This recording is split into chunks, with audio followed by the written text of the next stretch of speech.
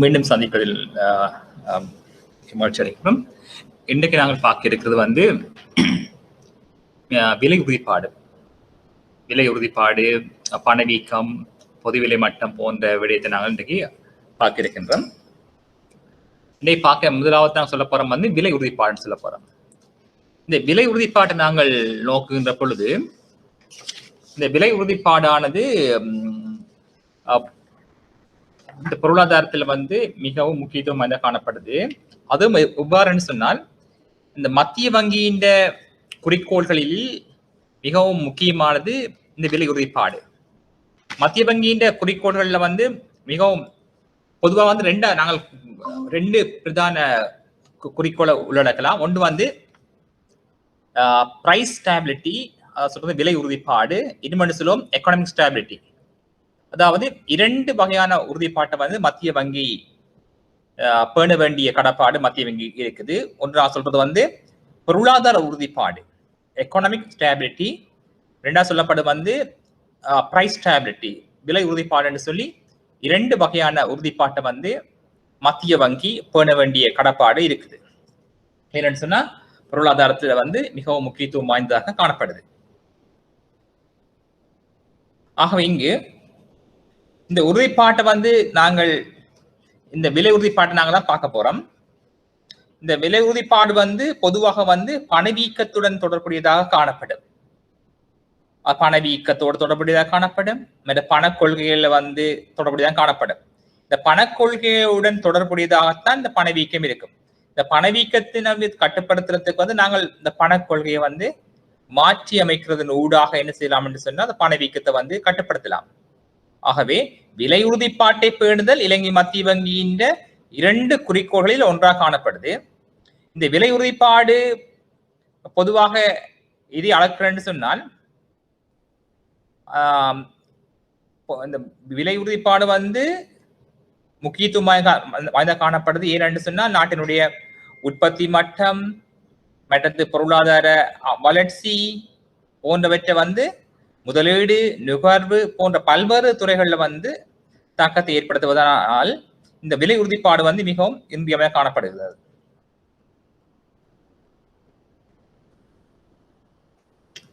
ஆகவே இந்த விலை உறுதிப்பாடு என்றால் என்ன என்பதை நாங்கள் இப்பொழுது பார்க்க போறோம்.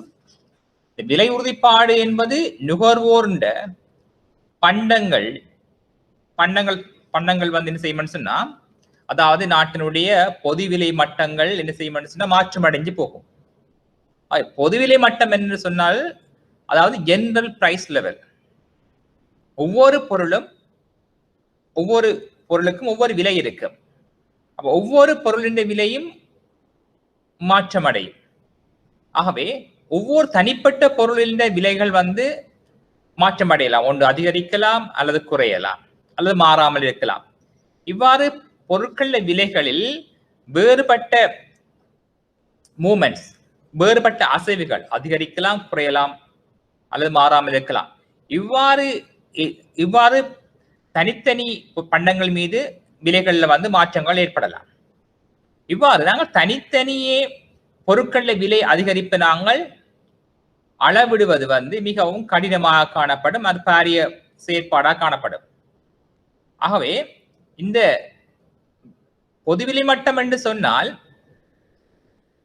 ஒவ்வொரு பொருட்களின் விலை எவ்வளவு அதிகரிக்கிறது என்பதை நாங்கள் கணிப்பிடுவதை விட இந்த ஒரு தொகுதியாக எடுக்கிறோம் நாங்கள். அதாவது நாங்கள் குறித்த பண்டங்களின் ஒரு தொகுதி எடுக்க போறோம். அதாவது ஒரு பாஸ்கெட் என்று சொன்னோம்னா, ஒரு கூடை எடுத்தோம்னு சொன்னால் அது கூடைக்குள்ள வந்து நாங்கள் ஒரு குறிப்பிட்ட தெரிவு செய்யப்பட்ட பொருட்கள்ல வந்து நாங்கள் அந்த கூடையில போடுவோம்.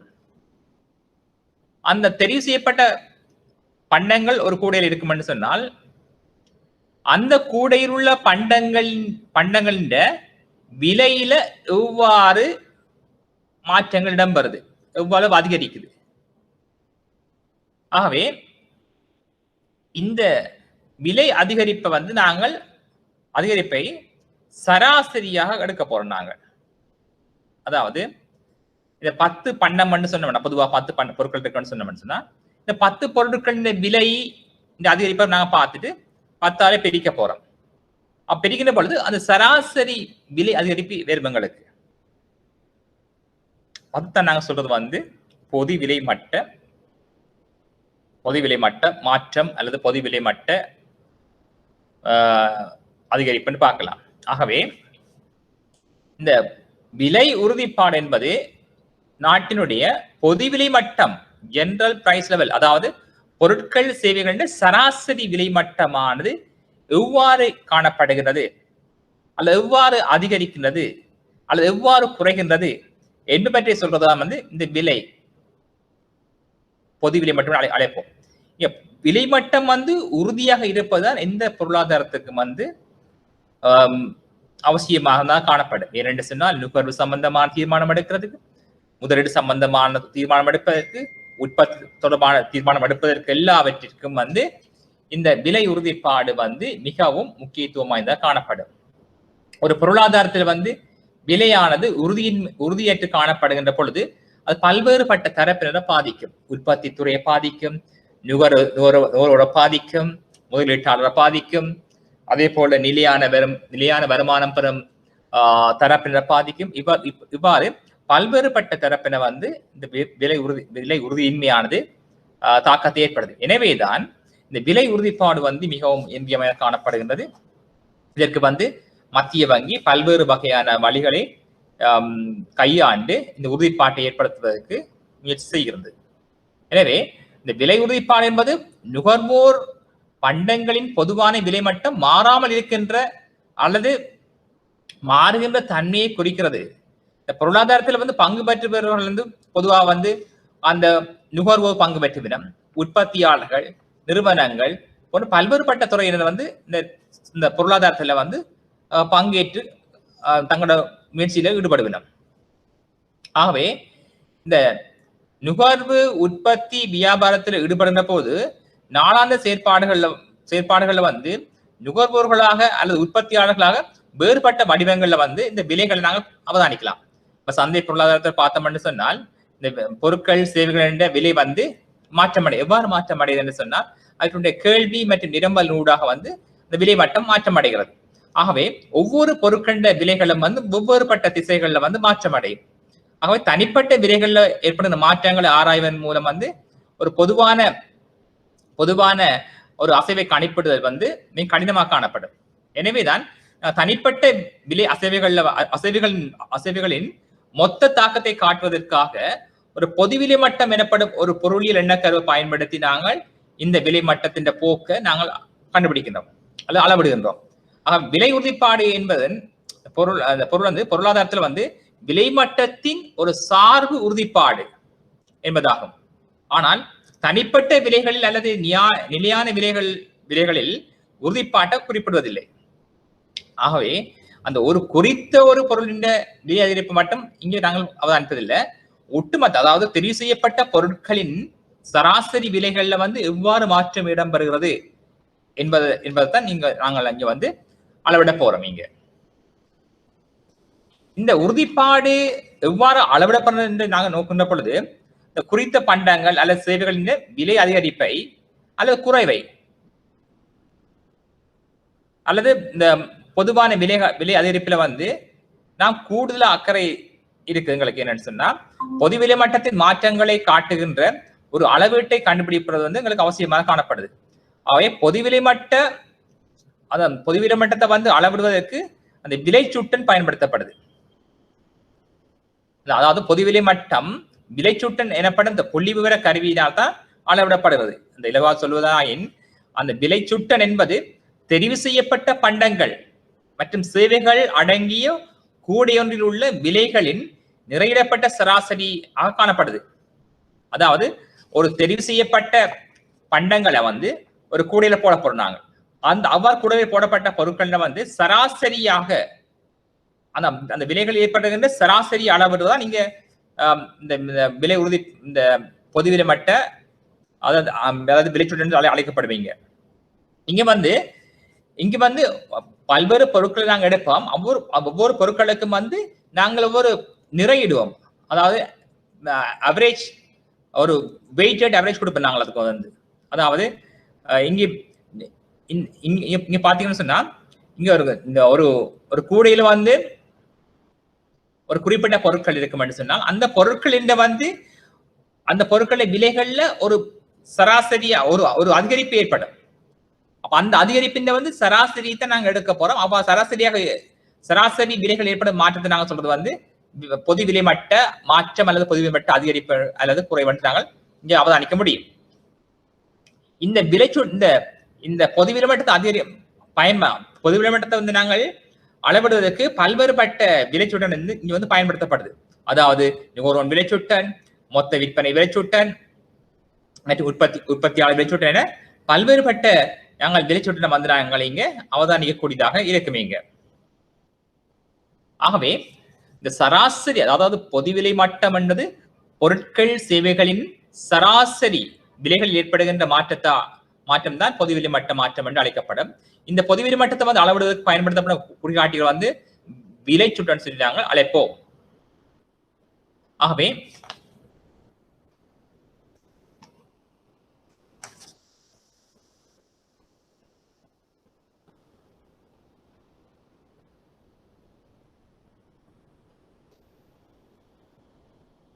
இந்த விலைச்சுட்டனை வந்து அளவிடுவதற்கு வந்து பல்வேறுபட்ட குறிகாட்டிகள் காணப்படுது. அது நாங்கள் பின்வரும் தொடர்ச்சியாக நாங்கள் பார்த்து கொண்டு போவோம். அது நாங்கள் மற்றது வந்து பார்க்கணும்னா பணவீக்கம். இந்த பணவீக்கம் என்று சொல்லுகின்ற பொழுது அதாவது பணவீக்கம் என்பது பொதுவிலை மட்டத்தின் ஊடாகத்தான் இது ஒரு பணவீக்கம் ஏற்படும். அதாவது பணவீக்கம் என்பது பொருட்கள் சேவைகளின் விலை தொடர்ச்சியாக அதிகரிப்பதன் ஊடாக நாணயத்தை கொண்டு குறிப்பிட்ட நாணயத்தை கொண்டு அந்நாட்டில் கொள்வனவு செய்யக்கூடிய பொருட்கள் சேவைகளின் அளவு குறைவடைவதனை பணவீக்கம் என்போம். அதாவது நாணயத்தினுடைய குறிப்பிட்ட நாணயத்தை கொண்டு அந்நாட்டில் கொள்வனவு செய்யக்கூடிய பொருட்கள் சேவைகளின் அளவு, அதாவது நாணயத்தினுடைய கொள்வனவு சக்தி குறைவடைவதனை நாங்கள் அழைப்போம் பணவீக்கம் என்பது. ஆகவே பணவீக்கம் என்பது உள்நாட்டில் பொருட்கள் சேவைகளை கொள்வனவு செய்த சக்தி வந்து குறைவடைதல், நாணயத்தினுடைய உட்பெறுமதி வீழ்ச்சி அடைதல். இதுக்கு காரணம் என்னவென்று சொன்னால் இந்த பொதுவிலை மட்ட அதிகரிப்பு. பொதுவிலை மட்ட அதிகரிப்பின் ஊடாக நாணயத்தினுடைய கொள்வனவு சக்தி வீழ்ச்சி அடைவதை நாங்கள் சொல்றது பணவீக்கம் என்று அழைப்போம். மாறாக சொல்வது வந்து பணச்சுருக்கம். பணச்சுருக்கம் என்பது நாணயத்தினுடைய நாணயத்தை கொண்டு அந்நாட்டில் கொள்ள செய்யக்கூடிய பொருட்கள் சேவைகளின் அளவு அல்லது கொள்வனவு சக்தி அதிகரிப்பது. இது எவ்வாறு ஏற்படும் சொன்னா அதாவது பொதுவிலை மட்டம் வீழ்ச்சி அடைகின்ற பொழுது பணச்சுருக்கம் இடம்பெறும். பணவீக்கத்துக்கு எதிரானது பணச்சுருக்கம். நாணயத்தினுடைய கொள்வனவு சக்தி, அதாவது குறித்த நாட்டு நாணயத்தை கொண்டு அந்த நாட்டில கொள்வனவு செய்யக்கூடிய பொருட்கள் சேவைகளினுடைய அளவு அதிகரிப்பது. அதாவது கொள்வனவு சக்தி, நாணயத்தினுடைய கொள்வனவு சக்தி அதிகரிப்பது நாங்கள் சொல்றது வந்து பணச்சுருக்கம். மாறாக பணவீக்கம் என்பது அது குறித்த ஒரு பொருளாதாரத்தில் வந்து அந்த நாட்டு நாணயத்தை கொண்டு கொள்வனவு செய்யக்கூடிய பொருட்கள் சேவைகளின் அளவு முன்னரை விட குறைவாக காணப்படும். அதாவது நாணயத்தினுடைய கொள்வனவு சக்தி குறைவடைதல். இதுக்கான காரணம் என்னவென்று சொன்னால் விலை மட்ட அதிகரிப்பு. விலை மட்டம் அதிகரிக்கின்ற பொழுது அந்த பொருட்களுக்கான விலைமட்டம் அதிகரிக்கின்ற பொழுது நாம் பணத்துடைய கொள்வனவு சக்தி வீழ்ச்சி அடையும். அது நான் சொல்றது பணவீக்கம் என்பது. பணச்சுருக்கம் என்பது வந்து நாணயத்தின கொள்வனவு சக்தி அதிகரித்தல். இது வந்து விலை மட்டம் வந்து வீழ்ச்சி அடைகின்ற பொழுது இது வந்து எல்லாமே ஏற்படும்.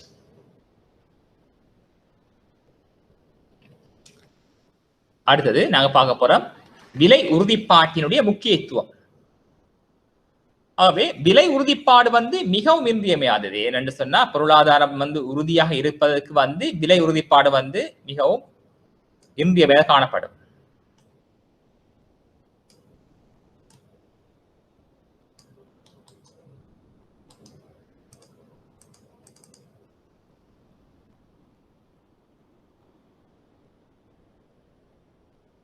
ஆகவே விலை உறுதிப்பாடு வந்து ஒரு பொருளாதாரம் வந்து சிறப்பாக இயங்குவதற்கு வந்து விலை உறுதிப்பாடு வந்து மிகவும் இன்றியமையாக காணப்படுது. ஆகவே விலை உறுதிப்பாடுல வந்து பலவருப்பட்ட நன்மைகள் காணப்படுது. ஏனென்று சொன்னால் பணவீக்கம் அல்லது பணச்சுருக்கத்தின் விளைவாக வந்து மோசமான தாக்கத்தை வந்து பொருளாதாரத்துக்கு ஏற்படுத்தும்.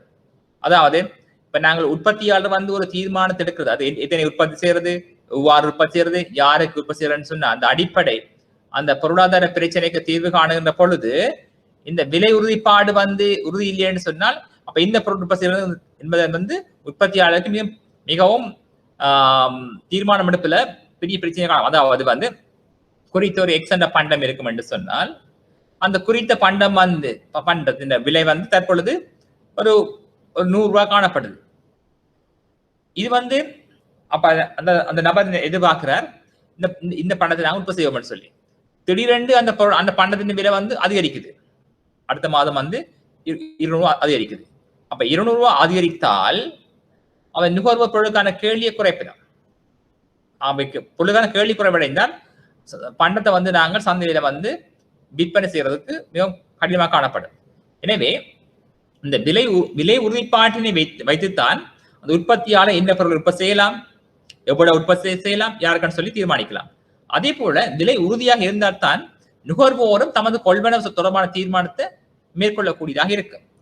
ஆக விலை உறுதிப்பாடு உறுதியா இருந்தால்தான் இந்த உற்பத்தியாளர் எந்த துறையில நாங்கள் இதை வந்து முதலீடு செய்யலாம் என்பதை வந்து தீர்மானிக்க உதவும். ஆக விலைகள் அடிக்கடி மாற்றம் அடைந்தால் இது வந்து நுகர்வோர் பாதிக்க செய்யும், உற்பத்தியாளர் பாதிக்க செய்யும், முதலீட்டாளர் பாதிப்படை செய்யும். இவ்வாறு பல்வேறுபட்ட தரப்பினர் வந்து இந்த உறுதிப்பாடு வந்து மோசமாக பாதிப்பதாக காணப்படும்.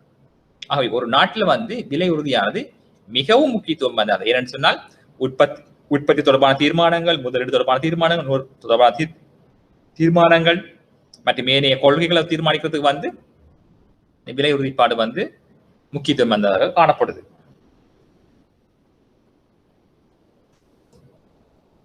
ஆகவே ஒரு பொருளாதாரத்தில் வந்து விலை அதிகமாக இருக்கும் சொன்னால் அங்க வந்து நாட்டில் வந்து பணவீக்க நிலைமை ஏற்படும்.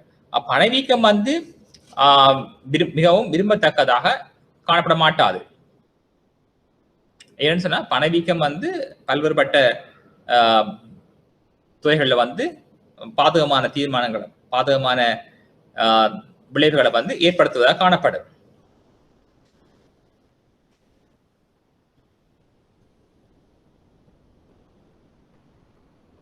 அடுத்து பார்க்கலாம் விலை உறுதிப்பாட்டின பாதிக்கின்ற காரணிகள்.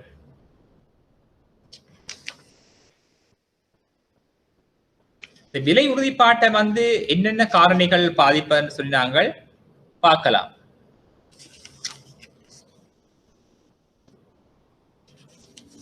விலை உறுதிப்பாட்டை வந்து நாங்க என்ன பாதிக்கும்னு சொன்னால் பொதுவாக நாங்க சொல்லுவோம், நாங்கள் இந்த உற்பத்தி செலவு அதிகரிக்கிறது. நாட்டுல வந்து உற்பத்தி செலவு அதிகரித்து காணப்படுது. மற்றது வந்து நாட்டுல வந்து வேலையின்மை காணப்படலாம். நாட்டுல மற்றது வந்து காலநிலைகள் மோசமடைய காலநிலை வந்து பாதகமாக அமைகிறதல்.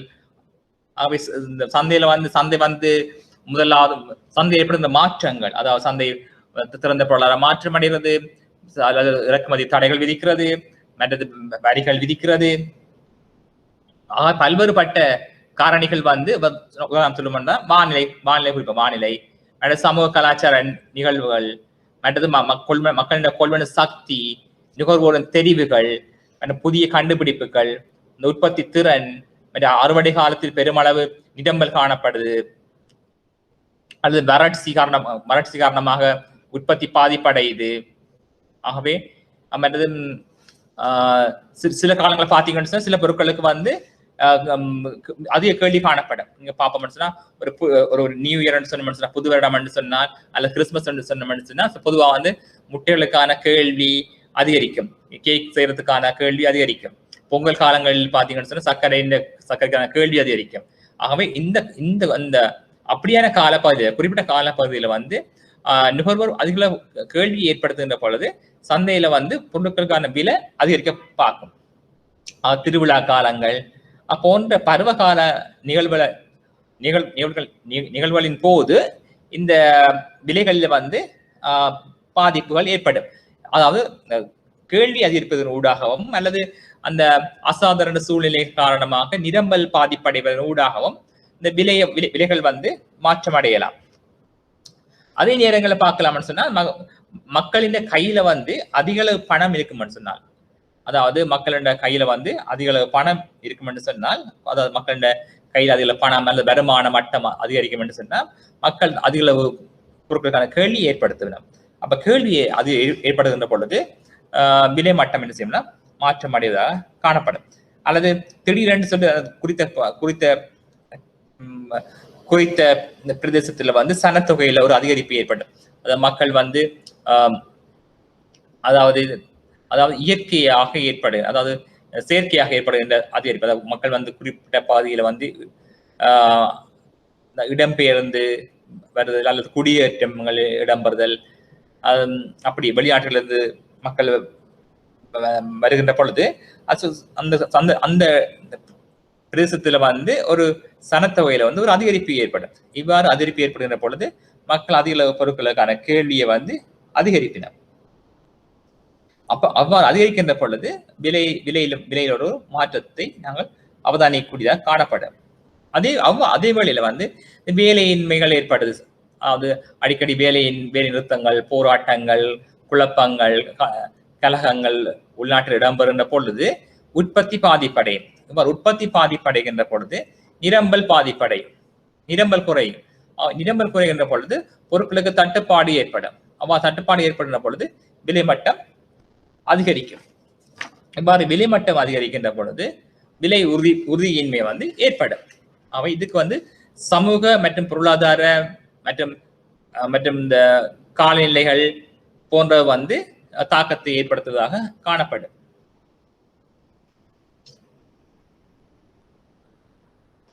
அடுத்தது பார்க்கலாம் நாங்கள் பணவீக்கத்தை கட்டுப்படுத்துகிற நடவடிக்கைகள். பணவீக்கத்தை நாங்கள் எவ்வாறு கட்டுப்படுத்துகிறதுன்னு பார்க்கலாம் நாங்கள். ஆகவே பணவீக்கம் என்பது உங்களுக்கு தெரியணும், ஒரு குறித்த ஒரு நாட்டு நாணயத்தை கொண்டு கொள்ள செய்யக்கூடிய பொருட்கள் செய்ய வேண்டிய அளவு வந்து குறைவடையுது. அதாவது நாணயத்தினுடைய கொள்வன சக்தி குறைவடைகிறது. நாங்கள் சொல்றது வந்து பணவீக்கம். இதுக்கான காரணம் வந்து விலை மட்டத்தில் ஏற்படுவது அதிகரிப்பு. பணவீக்கத்தை நாங்கள் எவ்வாறு கட்டுப்படுத்தலாம் என்று பார்ப்போம்னு சொன்னால், சந்தையில வந்து பொருள் தட்டுப்பாடு ஏற்படாத வகையில வந்து நாங்கள் உற்பத்தியை வந்து அதிகரிக்க செய்ய வேண்டும். அதாவது சந்தையில வந்து அதாவது பொதுவிலை மட்டம் அதிகரிப்பதற்கான காரணம் ஒன்று வந்து போதிய அளவு பொருட்கள் சந்தையில காணப்படாமை, அதாவது கேள்வி அதிகமா இருக்கலாம், அதே போல நிரம்பல் குறைவா இருக்கலாம். ஆகவே பொருள் தட்டுப்பாடு ஏற்படாத வகையிலும் அடுத்து உற்பத்தியை வந்து அதிகரிக்க செய்யணும். நிரம்பல் அதிகரிக்க செய்தால் நிரம்பல் நாங்கள் அதிகரிக்கின்ற பொழுது நிரம்பல் கோடு பலப்புற நோக்கி நாங்கள் சந்தையில அவ்வாறு அதிகரிக்கின்ற பொழுது விலை மட்டம் குறைவடைய பார்க்கும். ஆகவே பணவீக்கத்தை ஏற்படுத்துகின்ற காரணிகள் நாங்கள் இல்லாமல் செய்தோம்னு சொன்னால் பணவீக்கத்தை நாங்கள் கட்டுப்படுத்தக்கூடியதாக காணப்படும். அதாவது பொதுமக்கள் இந்த கையில் உள்ள பணம் அதிகரிக்கின்ற பொழுது பொதுமக்கள் பொதுவாக வந்து பொருட்கள் செய்வதற்கான கேள்வியை அதிகரிப்பினர். இவ்வாறு கேள்வி அதிகரிக்கின்ற பொழுது அதுக்கேற்ற வகையில் நாங்கள் நிரம்பல்களை அதிகரிக்க வேண்டும். அப்ப நிரம்பல் அதிகரிக்கின்ற பொழுது விலை மட்டத்தை நாங்கள் கட்டுப்படுத்தக்கூடிய இருக்கும். இவ்வாறு கட்டுப்படுத்துவதூடாக வந்து பணவீக்கத்தை நாங்கள் குறைவடை செய்யலாம்.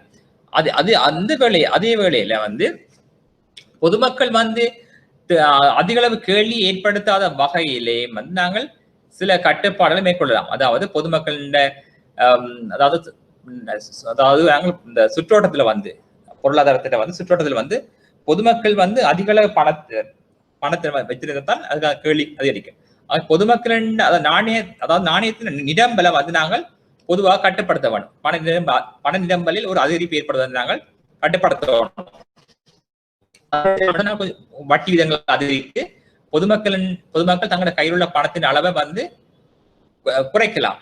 அதாவது கூடிய வட்டி விதத்தை நாங்கள் கொடுப்போமாயின் பொதுமக்கள் தங்களோட கையில் உள்ள பணத்தை வந்து வங்கிகளை வைப்பு செய்வீர்கள். இப்படி வைப்பு செய்கின்ற பொழுது பொதுமக்களின் கையில் உள்ள பணம் வந்து வங்கிக்கு செல்லும். இவ்வாறு செல்கின்ற பொழுது பொதுமக்கள் பொதுவாக பொருட்களுக்கான கேள்வியை குறைப்பினர். அப்படி குறைக்கிற பொழுது பொது விலை மட்டம் வந்து குறைவடைவதாக காணப்படும்.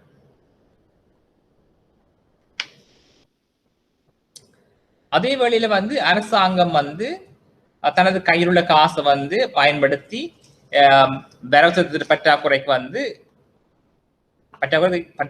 நிதியீட்டம் செய்வதையும் அரசாங்கம் குறைக்க வேண்டும்.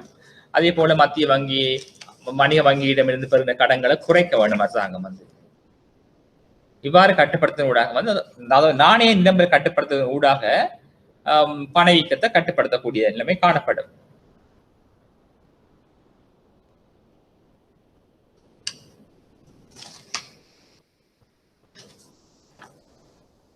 அடுத்த பார்க்க போறோம் பண விரிவாக்கத்தை பாதிக்கும் காரணிகள்.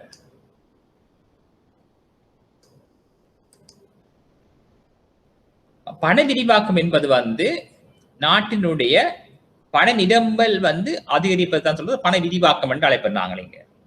அப்ப இலங்கையில வந்து நாணய நிரம்பல் அல்ல பண நிரம்பலுக்கு வந்து அல்லது நாணயத்தை வந்து வெளியீடு செய்வதற்கான அதிகாரத்தை வந்து இலங்கை மத்திய வங்கி தான் கொண்டிருக்குது. அப்ப இலங்கை மத்திய வங்கி நாணயத்தை வந்து அச்சிட்டு வெளியீடு செய்யும். அதுக்கான அதிகாரம் வந்து மத்திய வங்கி மட்டும்தான் இருக்குது. ஆகவே எவ்வளவு நாணயத்தை வந்து வெளியீடு செய்ய வேண்டும் என்பது வந்து மத்திய வங்கியில காணப்படுகின்ற சொத்துக்களின் அடிப்படையில தான் தீர்மானிக்கப்படும்.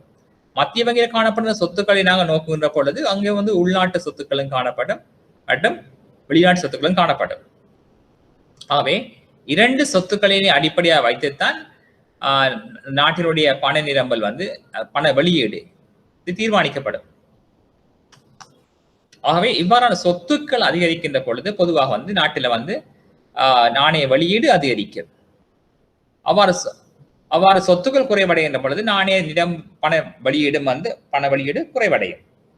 மாறாக சொத்துக்கள் போதிய அளவு இல்லாத பொழுது அதிக பணத்தினை மத்திய வங்கி வெளியீடு செய்யுமாயின் அது பொருளாதாரத்தில் வந்து பாரிய விளைவுகளை ஏற்படுத்தும். அதாவது பண விரிவாக்கத்தினை ஏற்படுத்தும், அதாவது பண வீக்கத்தை ஏற்படுத்தும், பொது விரிமட்ட அதிகரிப்பை ஏற்படுத்தும். எவ்வாறு சொன்னால் மத்திய வங்கி தமது இருப்பில வந்து போதிய அளவு உள்நாட்டு சொத்துக்கள் வெளிநாட்டு சொத்துக்கள் இல்லை என்று கருதுவோம். அவ்வாறு கருதுகின்ற பொழுது அரசாங்கம் அந்த சொத்துக்கள் அளவை விட அந்த இருப்புகள் அளவை விட அதிக அளவு நாணயத்தை வந்து வெளியீடு செய்யுமாயின் அந்த வெளியீடு செய்யப்பட்ட பணம் சுற்றோட்டத்துக்கு வரும். சுற்றோட்டத்துக்கு வந்தால் அந்த பணம் பொதுமக்களுடைய கையில போய் சேரும்.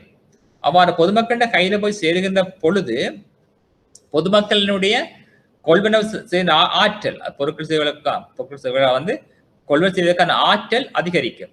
ஒரு ஆற்றல் அதிகரிக்கின்ற பொழுது பொதுமக்கள் சந்தையில போய் பொருட்கள் செய்வதற்கான கேள்வியில் ஒரு அதிகரிப்பினை ஏற்படுத்துவினர். அதிக பொருட்களை வாங்க கேள்வி ஏற்படுத்தலாம். இப்ப சந்தையில் அதிக அளவு பொருட்களுக்கு வந்து கேள்வி ஏற்படுகின்ற பொழுது சந்தையில வந்து போதிய அளவு உற்பத்தி காணப்பட மாட்டாது. அவ்வாறு சந்தையில போதிய அளவு உற்பத்தி காணப்படாத பொழுது அதிக கேள்வி ஏற்படுகின்ற பொழுது பொதுவிலை மட்டம் என்ன செய்யும் என்று சொன்னா அதிகரிக்கும். ஆகவே இந்த பொதுவிலை மட்டம் தொடர்ச்சியாக அதிகரிக்கின்ற பொழுது பணவீக்கம் ஏற்படும்.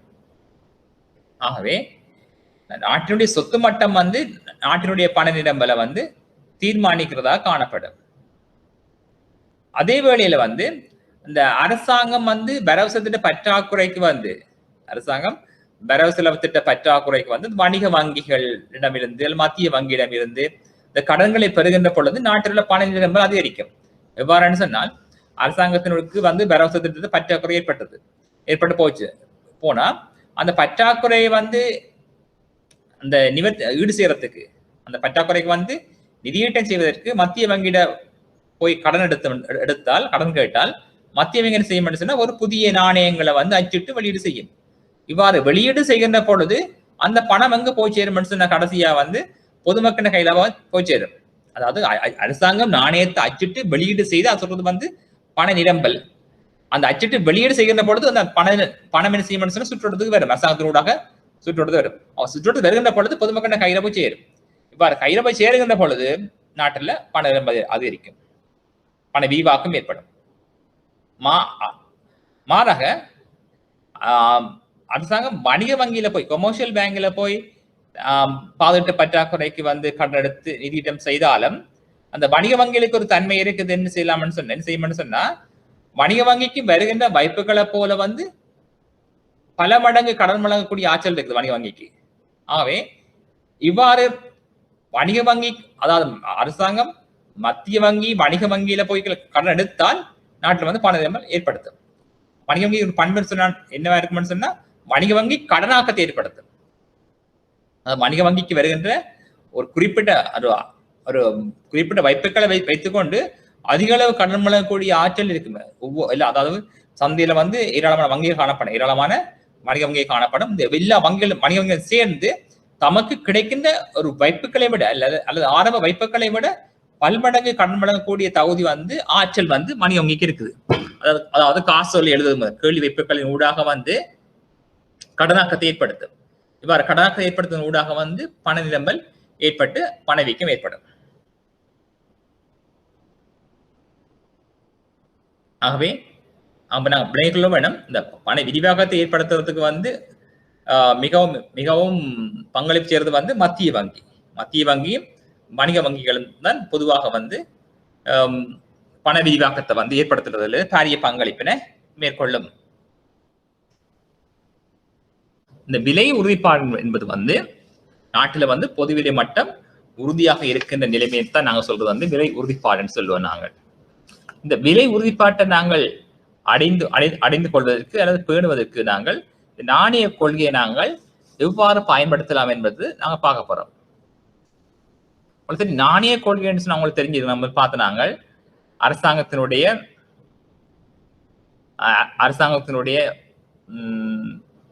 பண நிரம்பல், அதாவது நாணய வெளியீடு,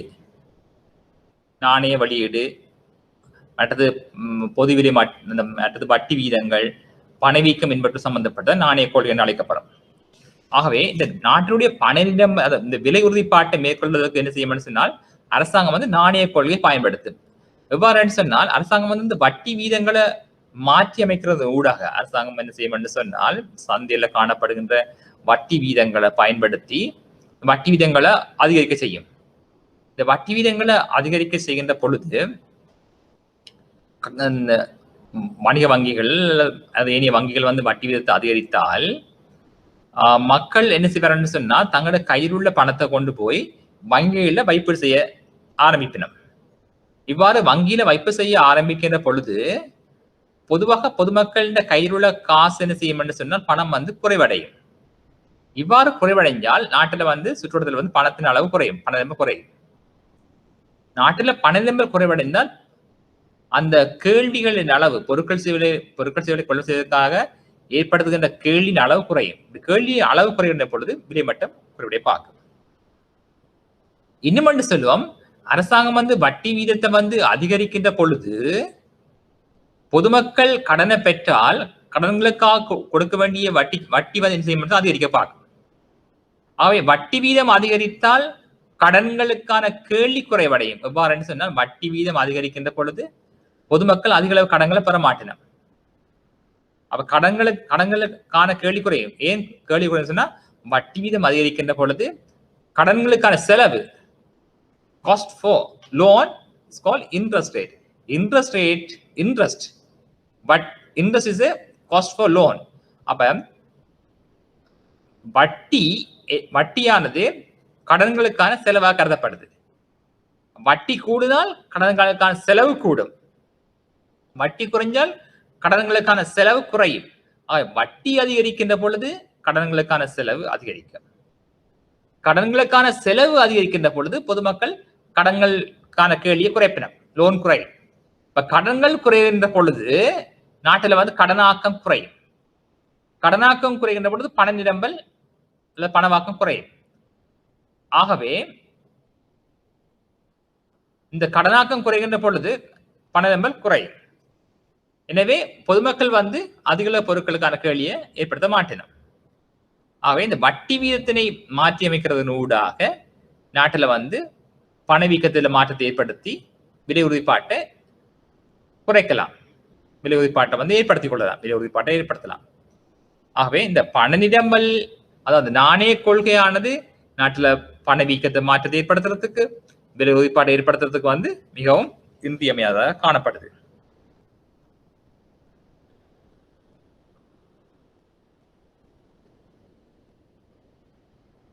அப்ப இந்த நாணய கொள்கைக்கு நாணய கொள்கை அமல்படுத்துறதுக்கு மத்திய வங்கி அது பொதுவா மத்திய வங்கி இந்த தொழிற்பாடா காணப்படும். நாங்கள் மத்திய வங்கி தொடர்பாக பார்க்கணும், மிக விரிவா பார்ப்போம். அதை நாங்கள் மத்திய வங்கி தலைநகரத்துல பார்க்காம இருக்கிறாங்க.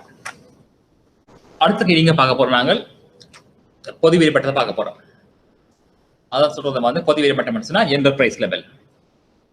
இந்த பொதுவிலை மட்டம் என்பது பொதுவாக நாங்கள் உங்களுக்கு தெரிஞ்சிருக்கோம். அதாவது பொருட்கள் சேவைகளுடைய சராசரி விலை மட்டத்தை நாங்கள் சொல்றது பொதுவிலை மட்டம் என்று சொல்லி அழைப்போம். இது இந்த பேரின பொருளாதாரத்துல அல்லது பேரின பொருளாதார குறிக்கோள்கள்ல மிகவும் முக்கியத்துவம் வாய்ந்த காணப்படுது. மேக்ரோ எக்கனாமிக்ஸ்ல அந்த பொதுவிலை மட்டம் உறுதியாக வைத்திருக்க வேண்டும். பேரின பொருளாதாரத்துல அதுல குறிக்கோள்கள்ல பொதுவிலை மட்டம் உறுதியாக இருக்கும். இந்த பொதுவிலை மட்டம் உறுதியாக இருந்தால்தான் நாட்டில் உற்பத்தி துறைகள் சிறப்பாக செயற்படும். உற்பத்தி துறை உற்பத்தி துறையில ஒரு அதிகரிப்பு ஏற்படும். இவ்வாறு தொடர்ச்சியாக அதிகரிப்பு ஏற்படுகின்ற பொழுது நாட்டில் பொருளாதார வளர்ச்சி, வேலை பொருளாதார வளர்ச்சி ஏற்படும், வேலையின்மை வீதம் குறைவடையும், ஆகிய மக்களின் வருமானம் அதிகரிக்கும், வாழ்க்கைத்தரம் அதிகரிக்கும், வறுமை குறைவடையும், மற்றது வங்கித்துறை போன்றவை எல்லாம் வளர்ச்சியாக காணப்படும். ஆகவே பொதுவிலை மட்டம் பேரின பொருளாதாரத்தில் ஒரு முக்கிய குறிகாட்டியாக காணப்படுது.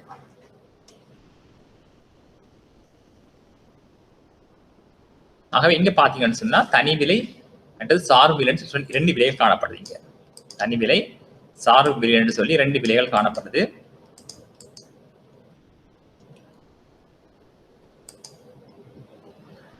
தனி விலைகள் சார்பு விலைன்னு சொல்லி 2 விலைகள் நாங்க பார்க்கலாம். தனி விலை என்பது ஒரு பண்டத்தை நாங்கள் சொல்ல போறோம் தனி விலை. அதாவது 1 கிலோ நாங்க சொல்லுவோம் 1 கிலோ கோதுமை மாவின் விலை ஒரு 200 ரூபான்னு சொல்லுவோம் நாங்க. 1 கிலோ கோதுமை மாவின் விலை 200 ரூபான்னு எடுத்து கருதுவோம் நாங்கள்.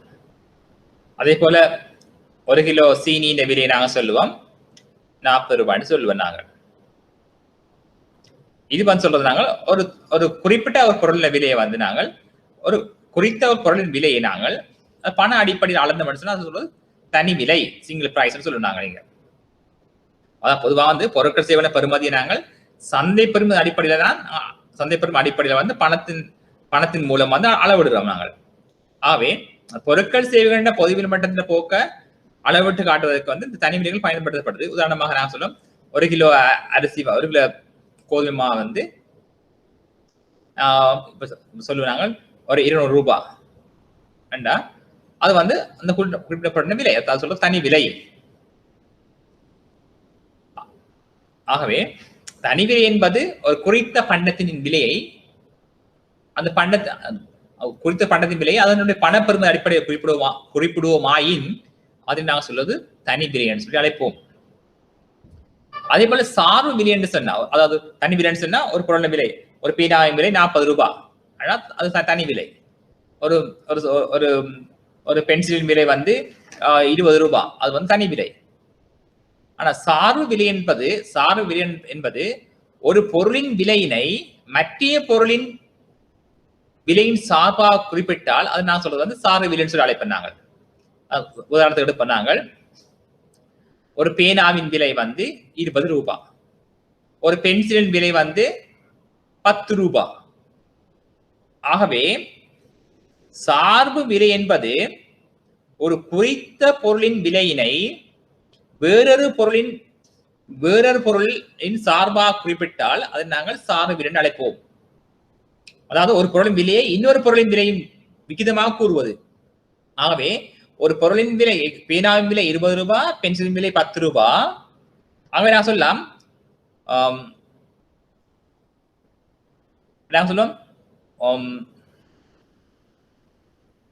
இரண்டு பென்சிலின் விலை ஒரு பேனாவின் விலைக்கு சமனாயிருக்கு. ஆகவே நான் சொல்லலாம் அந்த பேனாவின் விலையை நான் குறிப்பிடலாம். ஒரு பேனாவின் விலை 20 ரூபாய், ஒரு பென்சிலின் விலை 10 ரூபாய். ஆகவே நாங்கள் பேனாவின் விலையின் சார்பாக அந்த பணத்தை குறிப்போமாயின் பேனாவின் விலை 20 ரூபாய், அதன் கீழ் பென்சிலின் விலையை போடுவோம். ஆகவே பேனாவின் விலை 20 ரூபாய், பென்சிலின் விலை 10 ரூபாய். ஆகவே விட வந்து 2 வரும் எங்களுக்கு. அதாவது வந்து பேனாவின் சார்பாக பென்சிலின் விலை, மாறாக பென்சிலின் விலை சார்பாக பேனாவின் விலையை குறிப்பிடுவோமாயின் பென்சிலின் விலை வந்து 10 ரூபாய், பேனாவின் விலை 20 ரூபாய். அப்ப 20 வந்து மன்னிக்கும், இந்த பென்சிலின் விலை வந்து 10 ரூபாய், பேனாவின் விலை 20 ரூபாய். 10/20 சதவீதம் 2 வரும் உங்களுக்கு விட. சதவீதம் 20/10 2 விட வரும்.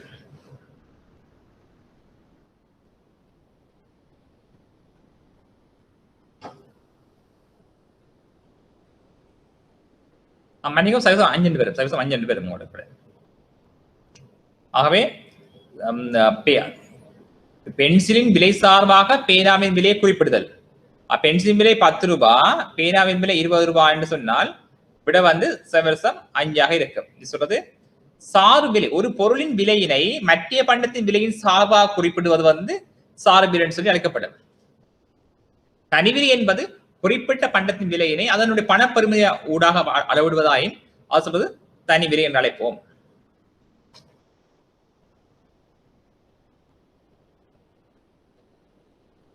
அடுத்து பார்க்க போறோம் தனி விலையின் பயன்பாடுகள்.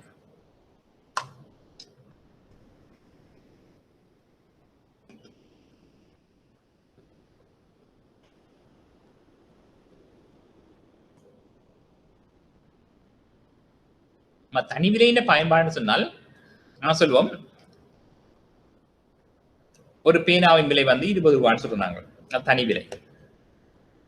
இவ்வாறு 20 ரூபாய் இன்னொரு காலத்துல வந்து பேனா விலை 30 மாறுது, தனி விலை. ஆகவே இது தனி விலை வந்து இதன் பயன்பாடு என்னன்னு பார்க்க போறோம். தனி விலையின் பயன்பாடு பார்க்கின்ற பொழுது அதன் பயன்பாடு என்று சொன்னால், இப்ப நாங்கள் இப்ப தனி விலை உங்களுக்கு தெரியும், ஒரு பொருளின் வந்து சந்தர்ப்ப செலவு அளக்கிறதுக்கு வந்து தனி விலை வேணும். அதாவது சந்தர்ப்ப செலவுன்னு சொன்னால் ஒரு பொருளை கொலை செய்வதூடாக, அதாவது ஒரு பொருளுக்காக இழக்கப்படுகிற மற்ற தேவையினுடைய ஆதி இந்த பட்ச அளவுதான் சந்தர்ப்ப செலவுன்னு சொல்லி அழைப்பண்ணாங்க.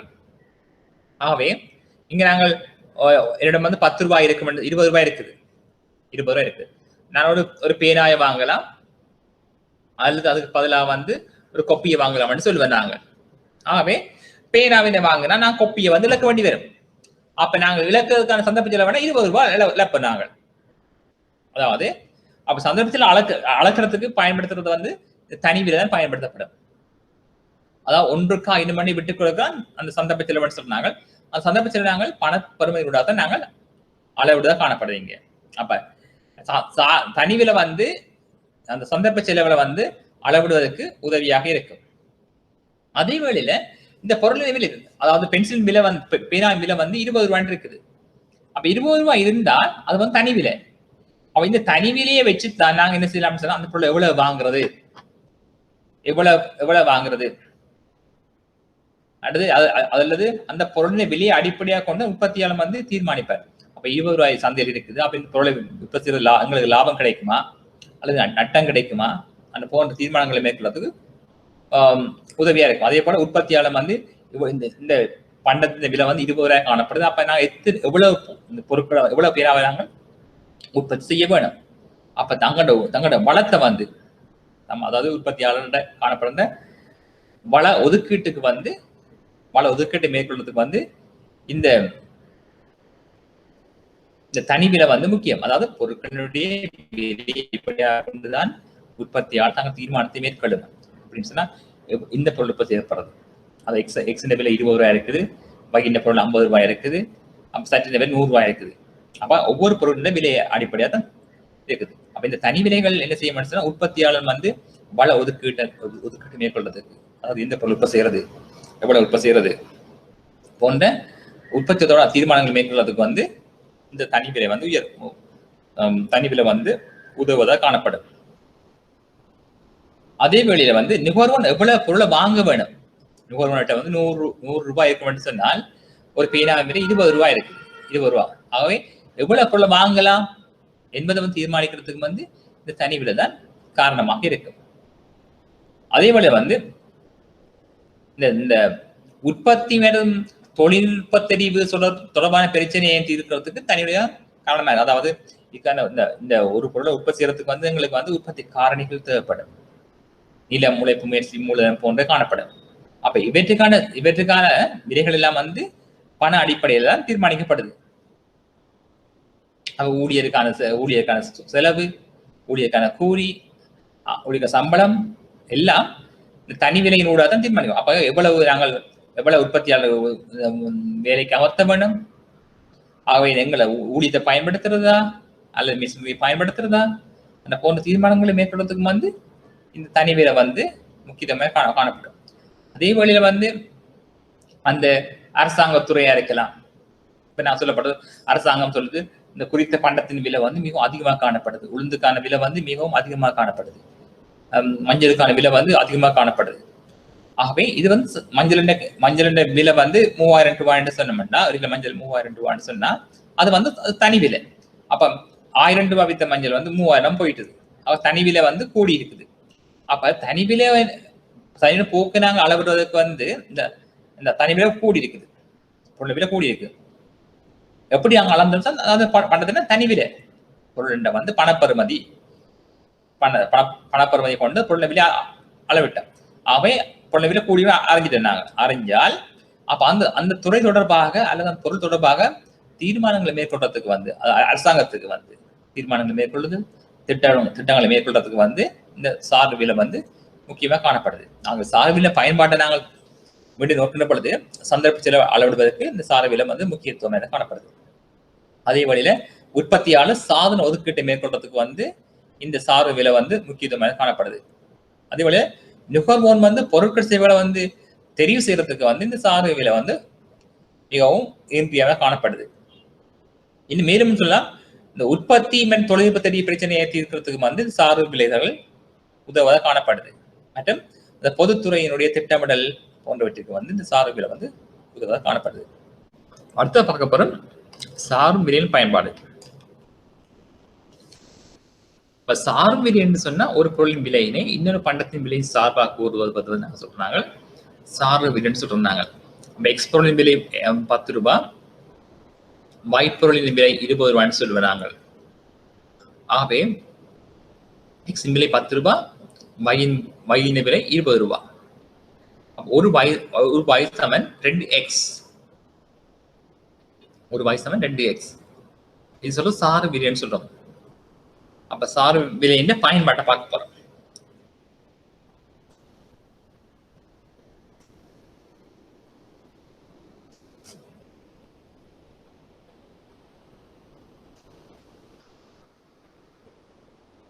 ஆகவே தனி விலையின் பயன்பாட்டை நாங்க பார்த்தாங்க. பொருட்கள் சேவை மன்னிக்கணும், தனி விலைகளின் பயன்பாடு வந்து பொருட்கள் சேவை பெறுமதியை அளவிட மாறி பாருங்க. தனி விலைகளின் பயன்பாடுன்னு சொன்னா பொருட்கள் சேவை பெறுமதியை அளவிட உதவும். தனி விலைகள் வந்து பொருட்கள் சேவை பயன்பாட்டை அளவிட உதவும். மற்றது இந்த பொதுவிலை மட்டத்தை அளவிடுவதற்கும் இந்த தனி விலைகள் உதவுது. அடுத்து வந்து தனி விலைகள் வந்து பொருட்கள் சேவை விலைகளை ஒப்பிட உதவும். அதாவது இந்த எக்ஸ் பொருள் விலை 10 ரூபாய், ஒயின் விலை 20 ரூபாய். அப்ப நாங்கள் பொருட்களின் இந்த பொருட்களை ஒப்பிடுறதுக்கு வந்து இந்த தனி விலைகளும் உதவுது. தனி விலையின் பயன்பாடு இருக்கின்ற பொழுது பொருட்கள் சேவை பெறுமதி அளவிடலாம், பொதுவிலை மட்டத்தை அளவிடலாம், அந்த பொருட்கள் சேவை விலைகளை ஒப்பிட்டு பார்க்கலாம். தனி விலைகளின் பயன்பாடா இருக்கும். சார்பு விலைகள் வந்து பொதுவாக சொல்லலாம். சார்பு விலைகள்னு சொல்லி எக்ஸ் விலை 10 ரூபாய், ஒயின் பொருள் 20 ரூபாய்ன்னு சொன்னா அந்த பொருளை ஒப்பிட்டு பார்க்க உதவும். இதுவும் வந்து சார்பு விலைகளும் வந்து பொருட்களை வந்து ஒப்பிட்டு பார்க்க உதவும். மற்றது வந்து உற்பத்தி மற்ற நுகர்வு தொடர்பான தீர்மானங்களை மேற்கொள்வதற்கும் சார்பு விலைகள் உதவுவதாக காணப்படுது. அடுத்து வள ஒதுக்கீட்டுக்கும் சார்பு விலைகள் உதவுவதாக காணப்படுது. அதாவது எந்த பொருள் லாபம் கூட, எந்த பொருள் மீது லாபம் கூட வருது அந்த பொருள் நாங்கள் என்ன செய்யலாம்னா வள ஒதுக்கீட்டு மேற்கொண்டு உற்பத்தி மேற்கொண்டா லாபமா கிடைக்கும்னு சொல்லி தீர்மானிக்கிறதுக்கு உதவுது. அடுத்த பார்ப்ப நாங்கள் விலைச்சுட்டன். விலைச்சுட்டன்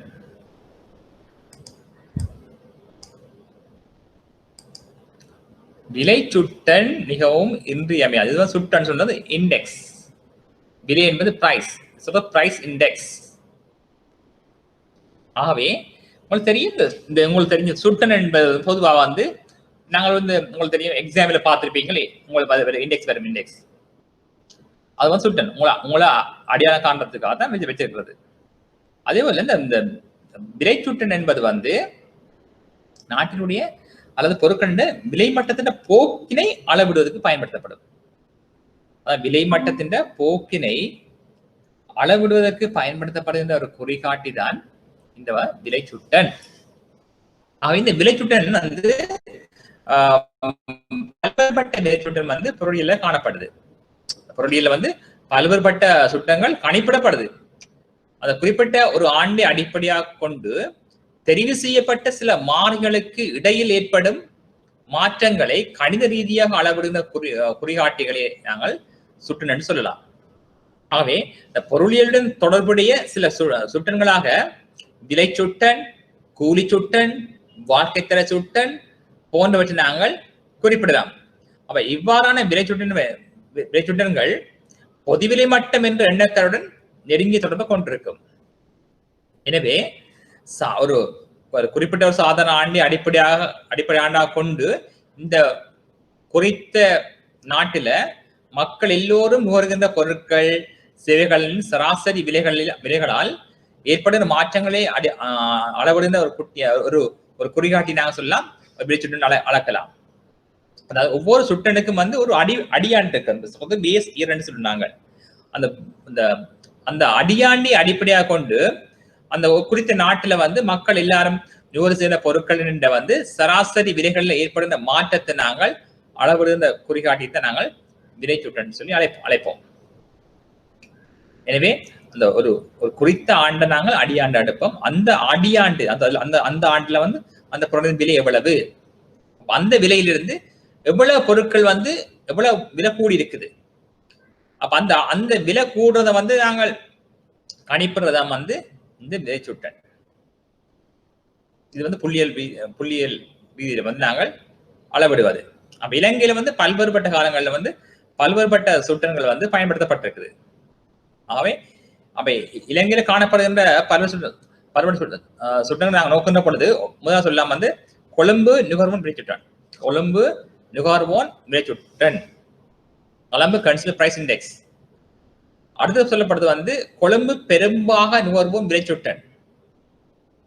அடுத்து சொல்லப்படுறது மொத்த விற்பனை விலைச்சுட்டன். அடுத்தது உள்ளார்ந்த தேசிய உற்பத்தி சுருக்கி. அடுத்தது ஏற்றுமதி இறக்குமதி விலைச்சுட்டன். பொதுவாக நாங்கள் இவற்றை நாங்கள் பார்க்க வேண்டும். கொழும்பு நுகர்வோன் விலைச்சுட்டன், கொழும்பு பெரும்பாக நுகர்வோன் விலைச்சுட்டன், மொத்த விற்பனை விலைச்சுட்டன், உள்ளார்ந்த தேசிய உற்பத்தி சுருக்கி, ஏற்றுமதி இறக்குமதி விலைச்சுட்டன் சொல்லி இவ்வாறான சுட்டங்கள் இலங்கையில் காணப்படுது.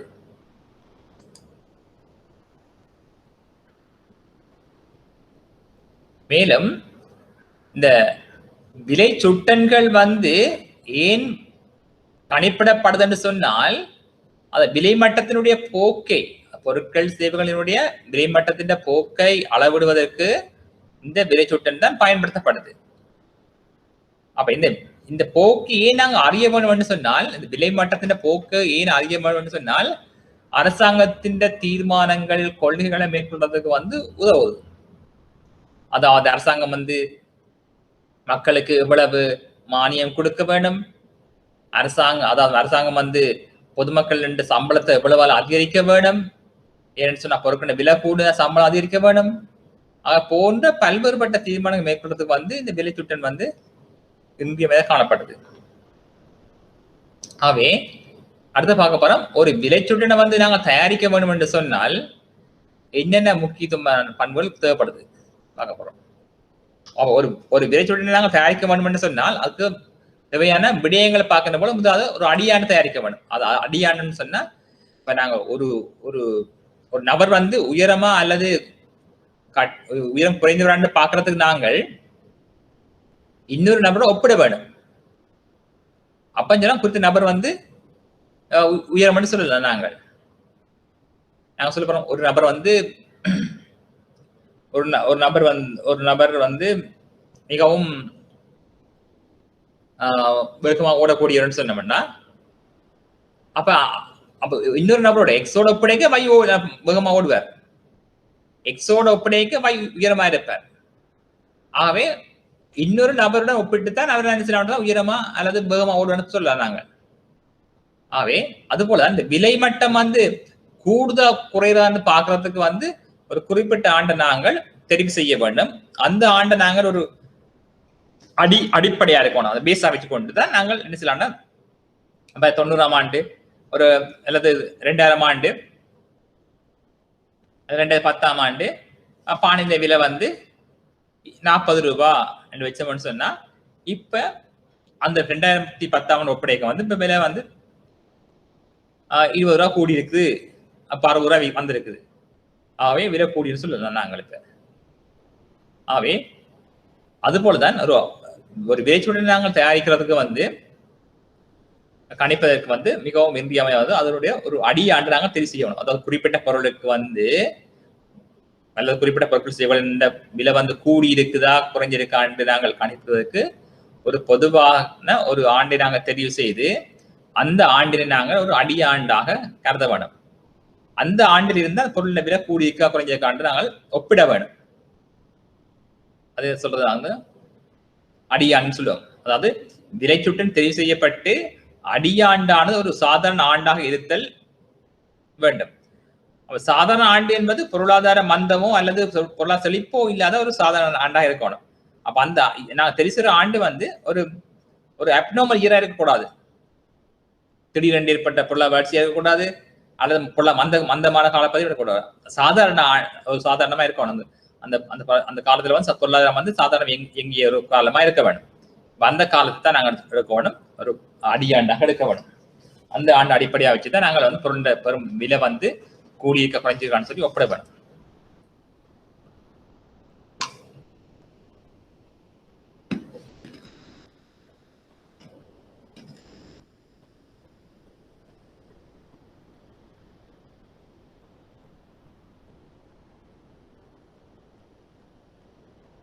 அப்ப அடியாண்டு தெரிஞ்சது பின்னர் நாங்க என்ன செய்யலாம்னு சொன்னால் ஒரு பண்ட கூடி எடுக்க வேணும்.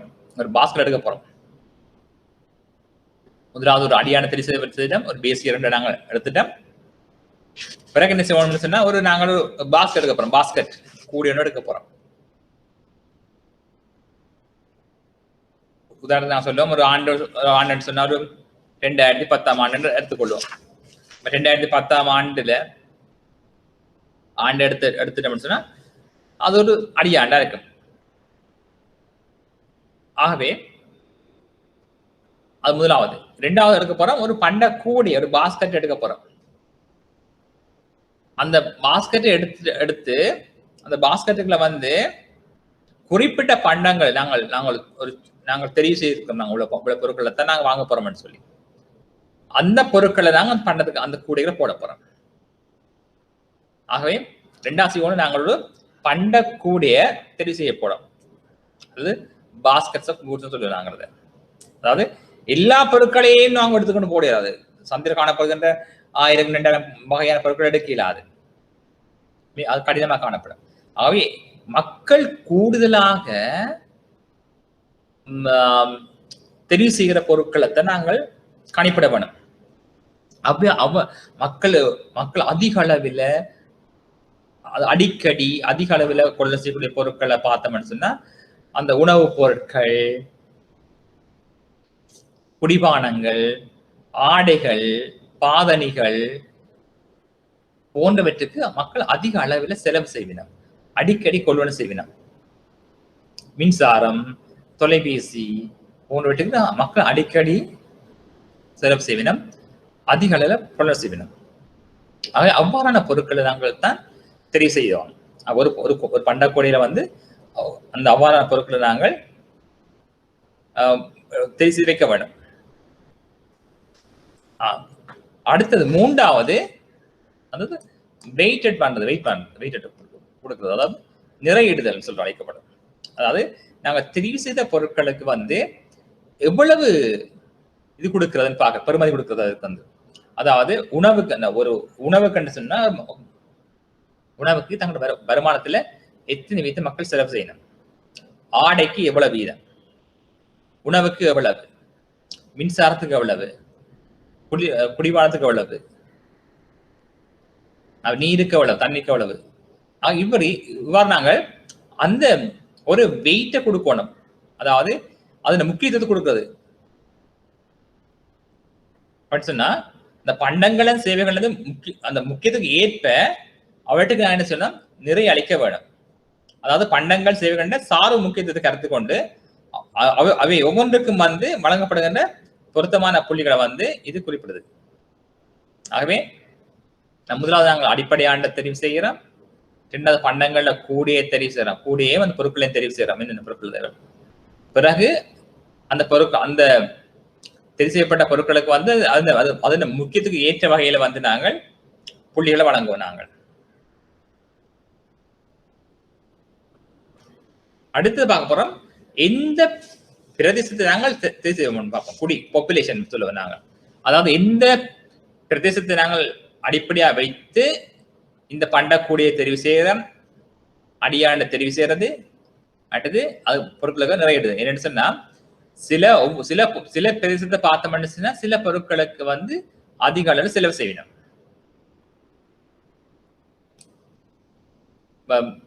உங்களுக்கு தெரிஞ்சிருக்கும், பொதுவா சொல்லலாம் வந்து உளுந்து சொன்னா ஒரு குறிப்பிட்ட பகுதி மக்கள் வந்து உளுந்த அதில பயன்படுத்துவினோம். அந்த சொல்லப்படும் உதாரணத்துக்கு ஆகவே சில சில பிரதேசங்கள்ல வந்து சில பொருட்களுக்கு வந்து அதிக முக்கியத்துவம் காணப்படுது. இப்ப நகரங்களை பாத்தீங்கன்னு சொன்னா அதிக அளவில் மின்சாரம் பயன்படுத்தப்படுது. அதே போலதான் கிராமங்கள்ல அதிக அளவில் மின்சாரம் பயன்படுத்துவது குறைவாக காணப்படும். நகரங்கள்ல வங்கிகள தொழிற்பாடு வங்கி பழக்கம் அதிகமாக காணப்படும்.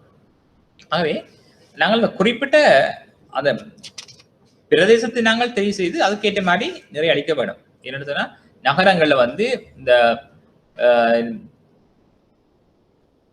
கேஸ் என்று சொல்லுவோம் நாங்கள், இதுக்கு பயன்படுத்துறது வந்து எல்பிஜி உணவு சமைக்கிறது பயன்படுத்தப்படுகின்ற கேஸ் பயன்படுத்தப்படுது. ஆனா கிராமங்கள்ல அவ்வாறு இல்லை. அப்ப கிராமங்கள் அவ்வளவு முக்கியத்துவம் இருக்காது. ஆனா இங்க வந்து நகரங்கள்ல வந்து அதிக முக்கியத்துவம் காணப்படுது.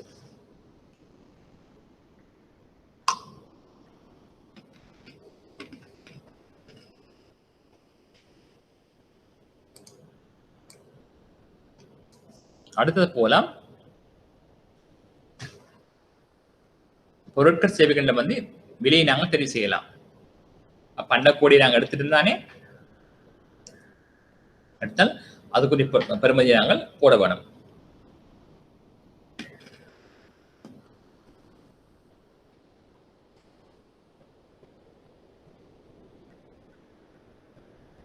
அடுத்தது நுகர்வோர் குழு தெரிவிச்சிடணும். நுகர்வோர் குழு அப்படின்னு சொன்னா அந்த நுகர்வு வந்து எப்படிப்பட்ட மக்கள், அதாவது உதாரணத்துக்கு பாடசாலை மாணவராக இருக்கலாம். பாடசாலை மாணவர் சொன்னா அவருடைய இந்த நுகர்வு வந்து பழக்கம் வேறுபட்டதாக காணப்படும். அல்ல வேலை செய்கிறார்கள் சொன்னா அது வேறு இதா இருக்கும். அதாவது வயது வேறுன்னு சொன்னா வேறு மாதிரி இருக்கும். ஆகவே நுகர்வோர் குழுவை நாங்கள் தெரிவு செய்ய வேண்டியதாக காணப்படும்.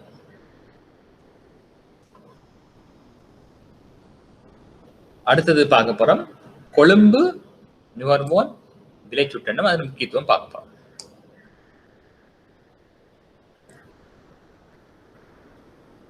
இந்த கொழும்பு நுகர்வோர் விலை சுட்டன் என்பது நாங்கள் உங்களுக்கு வடிவம் ஹேண்ட்அவுட்ஸ் நாங்கள் அனுப்புவோம்.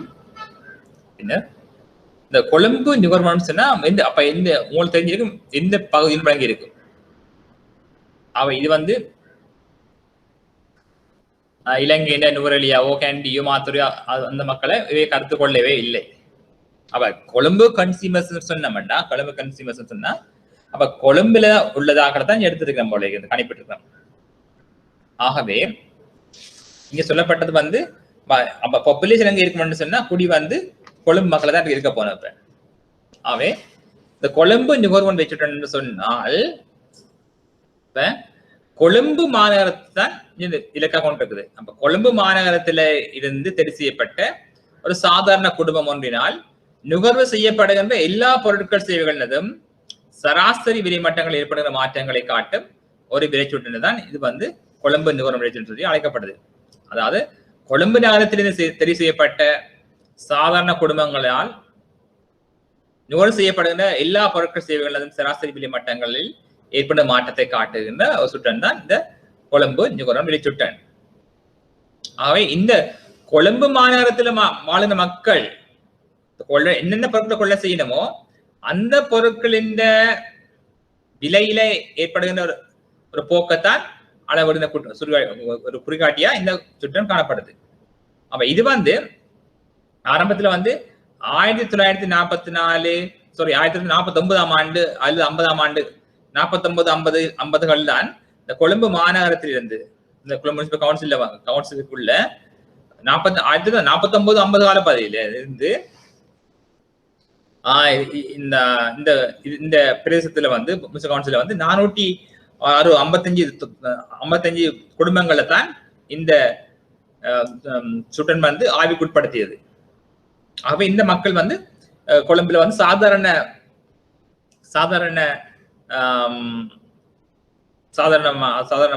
குடும்பங்களை தான் ஆய்வுக்கு உட்படுத்தி இருக்கிறோம். இது இந்த சுட்டன் 1952ஆம் ஆண்டை பழசு 1952ஆம் ஆண்டை தான் அடியாண்ட கொண்டிருக்குது. அப்ப 1952ஆம் ஆண்டு விலையை அடிப்படையா வச்சுத்தான் இந்த நுகர்வு சுட்டம் கணிப்பிடப்பட்டு இருந்தது. ஆனால் தற்பொழுது இந்த அடியாண்டு பிறகு 2002ஆம் ஆண்டா இருந்து பிறகு 2008ஆம் ஆண்டா மாற்றமடைஞ்சிருக்கு. இப்ப அந்த அடியாண்டு மாற்றம் அடைய வேணும். என்னன்னு சொன்னா 1952ஆம் ஆண்டு விலை இப்போ சம்பந்தப்படாது, பொருத்தமா இருக்காது. ஆகவே தற்பொழுது அடியாண்டு 2008ஆம் ஆண்டாகவும் மாற்றப்பட்டுள்ளது. அதே வழியில இந்த சுட்டனை கணிப்படையக்க பயன்படுத்தப்பட்ட பொருட்கள், அதாவது தாங்கள் அந்த பாஸ்கெட்ஸ் ஃப்ரூட்ஸ் சொன்னமே அந்த கூடையுள்ள பொருட்கள் நாங்க நோக்கலாம். உணவு, உடை, எரிபொருள், வெளிச்சம், வீட்டு வாடகை மற்றும் பல்வேறு தேவைன்னு சொல்லி இருக்குது. அப்ப ஒவ்வொரு பொருட்களுக்கும் ஒவ்வொரு சாறு விலை கொடுப்போம். இந்த உணவுக்கு எத்தனை வீதம் கொடுப்போம்? உணவுக்கு 61 வீதம், உடைக்கு 9.4 வீதம், எரிபொருளுக்கு 4 வீதம், வீட்டு வாடகைக்கு 5 வீதம், அப்படி மற்றது அப்படின்னு சொல்லி அதுக்கு ஒவ்வொரு பொருட்களுக்கு முக்கியத்துவத்துக்கு ஏற்ற வகையில பெறுமதி இடுவினோம். அப்ப இது முக்கியத்துவத்தை நாங்க நோக்குகின்ற பொழுது இந்த கொழும்பு நூறு என்ன செய்யணும்னு சொன்னா கொழும்பு மக்களை தான் இலக்கா கொண்டிருக்கும். ஆகவே அவன் சொல்லலாம், கொழும்பு மக்களை பார்த்தா ஏனைய மக்களை நாங்க கவனத்தை கொள்ளலாம்னு சொல்லி கருதி அவை கணிப்பிட்டிருக்கலாம். ஆகவே இது இலங்கை மக்களின் வாக்குச்சில போக்க ஒரு அளவிட உதவும் நாங்க கருதலாம். இந்த கொழும்பு நம்ம நகர மக்களின் வாக்கு திட்டத்தை நாங்க அளவிட்டோம்னு சொன்னா அது இலங்கை மக்களின் வாக்கு செலவு போக்கின அளவிட உதவும். பட் இந்த கொழும்பு வெளிச்சின்ன போக்க வச்சு நாங்க என்ன செய்யலாம்னா பணவீக்கத்தை அளவிடக்கூடியதா இருக்கும். மேலும் இந்த வாக்கு செலவு சம்பள மட்டத்தை நாங்கள் தீர்மானிக்க அப்ப இந்த கொழும்பு அதிகரிக்க சொன்னால் இந்த மக்களின் வாக்கு செலவு கூடி இருக்குது. அப்ப கூடினா அப்ப அந்த மக்களுக்கு நாங்கள் கொடுக்க வேண்டிய சம்பளங்கள் போன்ற ஏனைய நலம்பு திட்டங்களை நாங்கள் அதிகரிக்க வேண்டி வரும். ஆகவே இந்த கொழும்பு போக்க வச்சு நாங்கள் என்ன செய்யலாம், பல்வேறு தீர்மானங்களை மேற்கொள்ள உதவும்.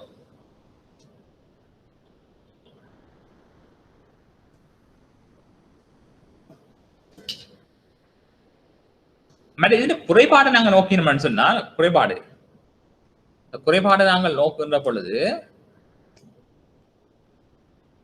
இது 1952ஆம் ஆண்டு தான் முதல் இருந்தது இந்த அடியாண்டு. மிகவும் பல சாலைக்குமே ஆகவே இந்த சுட்டம் மிகவும் பழமை வாய்ந்ததாக காணப்பட்டது. அதே வழியில இந்த அந்த கால பகுதியில் பயன்படுத்தப்பட்ட பொருட்களை தான் அது பண்ணக்கூடியகளை உள்ளடக்கியது. புதுசா வந்து நாங்கள் எங்க நுகர்வுல இருந்து தற்பொழுது மாற்றங்கள் இடம்பெற்றிருக்கு. நாங்கள் அதிக அளவில் வந்து தொலைபேசி கூடுதலாக செலவழிக்கிறோம், சரியா, வேறு மற்றும் ஆடம்பர பொருட்களை கூட வாங்குறோம். ஆகவே அப்படியான செலவுகள் வந்து அந்த காலத்துல இருக்காது. ஆகவே பழைய காலத்து இந்த பண்ட தொகுதி வந்து புதிய காலத்துல தற்பொழுது பொருத்தமற்றதாக காணப்படும். இது வந்து குறைபாடாக காணப்படும். பண்ட தொகுதியில வந்து இன்று வந்து பல பொருட்கள் வந்து பாவனையில இருக்குது. ஆனா அந்த பொருட்கள் வந்து உள்ளடக்கப்படையில் அது வந்து ஒரு குறைபாடு. மற்றது வந்து இது வந்து இந்த ஆய்வு வந்து பொதுவா வந்து கொழும்பு மக்களின் வாழ்க்கை தரத்தை தான் அளப்பதற்கு போதுமானது. இலங்கை பூரா உள்ள மக்களின் வாழ்க்கை தரத்தை இந்த சுற்றன் வந்து உள்ளடக்கி இருக்க மாட்டாது. என்னன்னு சொன்னா கொழும்பு மக்கள் வாழ்க்கைத்தரம் வந்து வேற, கிராமத்து மக்கள் வாழ்க்கை வேற. மற்றது வந்து இந்த பண்ட தொகுதி நிறை வந்து மாற்றம் அடைஞ்சிருக்குது. உணவுக்கு எவ்வளவு தாங்கள் முக்கியத்துவம் கொடுக்குறோமா இல்லையான்னு சொல்லி மாற்றம் அடைஞ்சிருக்குது. புதிய பொருட்களையும் வந்து உள்ளடக்க வேணும். அடுத்து வந்து இந்த சில பொருட்கள் வந்து விலை கட்டுப்பாட்டுக்கு உட்படுத்தப்பட்டு இருக்கும் அந்த காலத்துல. ஆகவே இது வந்து பாருன குறைபாடுகள் இந்த சுட்டியில இருக்குன்னு சொல்லி நான் குறிப்பிடலாம். அடுத்தது சொல்ல போறோம், கொழும்பு பெரும்பாக நுகர்வு வச்சுட்டான். கொழும்பு பெரும்பாக நுகர்வு வச்சுட்டான். அப்ப இந்த இது அடுத்த சுட்டின்னு சொல்லலாம். இது வந்து 1989ஆம் ஆண்டு குடிமதிப்பு புள்ளிவிவர திணைக்களத்தால்தான் அறிமுகப்படுத்தப்பட்டது. கொழும்பு பெரும்பாக சுட்டன். இது அதுக்கான காரணம் என்னன்னு சொன்னா, கொழும்பு நுகர்வு காணப்பட்ட குறைபாட்டை நீக்கிறதுக்காகத்தான் இது கொண்டு வரப்பட்டது. அப்ப இங்க வந்து பரந்த புவிப்பரப்பு, பரந்த அளவிலான பொருட்கள் சேவைகளை தற்காலத்துக்கு ஏற்றவாறான விலைகளுக்கு ஏற்ப நிறையிடப்பட்டு அவற்றை அடிப்படையாக கொண்டு இச்சுட்டன் வந்து கணிப்பிடப்படும் சொல்லலாம். இந்த இச்சுட்டன் குடிமதிப்பு புள்ளிவிவர திணைக்களத்தால் 1985ஆம் ஆண்டு 86ஆம் ஆண்டு பெறப்பட்ட தொழிற்படை சமூக பொருளாதார அளவு சம்பந்தமான தகவல் அடிப்படையாக கொண்டு 89ஆம் ஆண்டை அடியாண்டாக கொண்டிருக்குது. அப்ப இந்த இது வந்து 89ஆம் ஆண்டே வந்து அடியாக கொண்டிருக்குது கொழும்பு பெரும்பாக 89ஆம் ஆண்டு.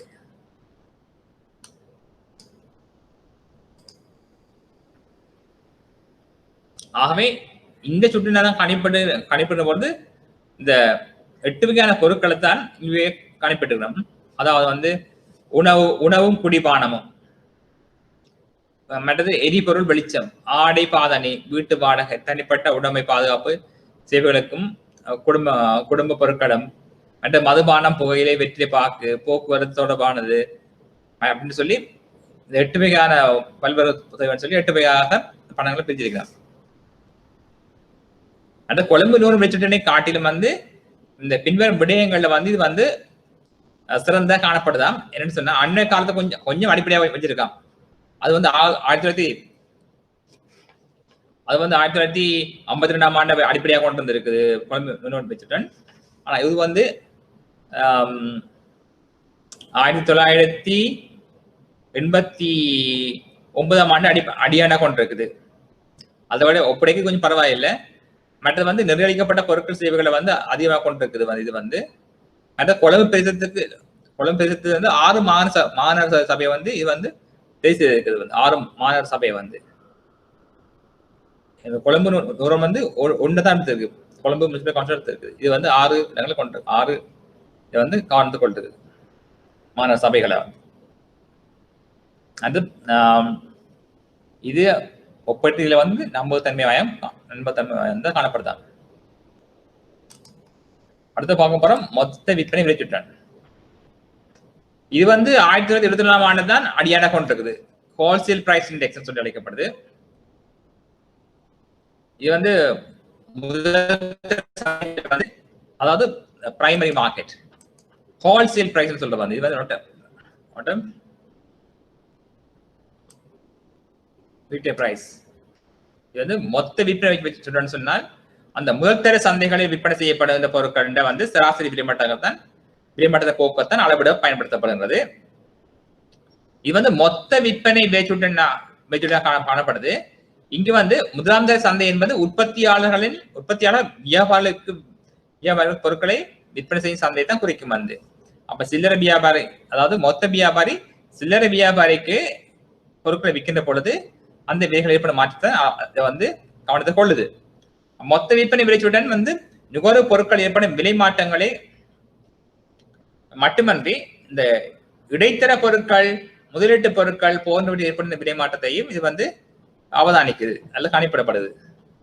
இச்சொல்லும் வந்து 1976 ஆண்டு தான் அடிப்படையாக கொண்டிருக்குது. இது வந்து இலங்கை மத்திய வங்கியால் தான் இது வந்து கணிப்பீடு செய்யப்படுது. அடுத்து பார்க்கலாம் உள்ளார்ந்த தேசிய சுருக்கி. இது வந்து 1982 ஆண்டு அடிப்படையாக கொண்டிருக்கும்.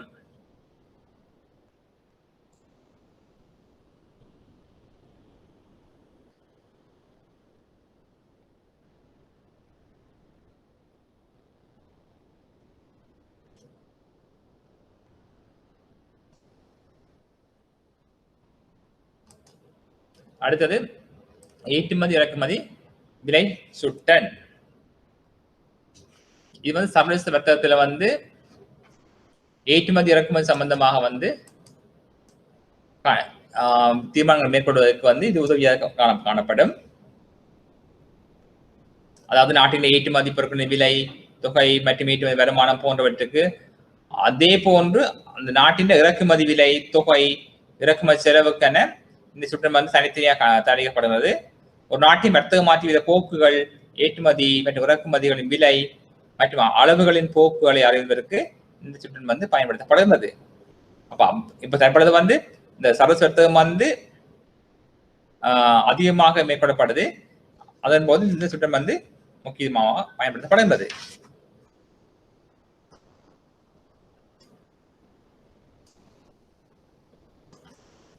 அடுத்து பார்க்க வேண்டியது வந்து கூலி வீத சுட்டன்.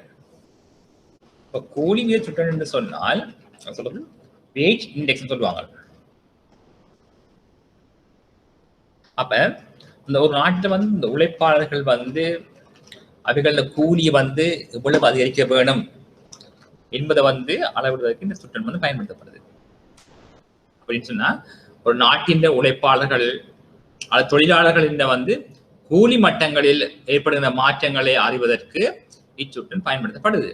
இந்த கூலிகளில் பணக்கூலி, மெய்க்கூலி என்ற 2 எண்ண கருக்கள் இங்க முக்கியத்துவமாக காணப்படுது.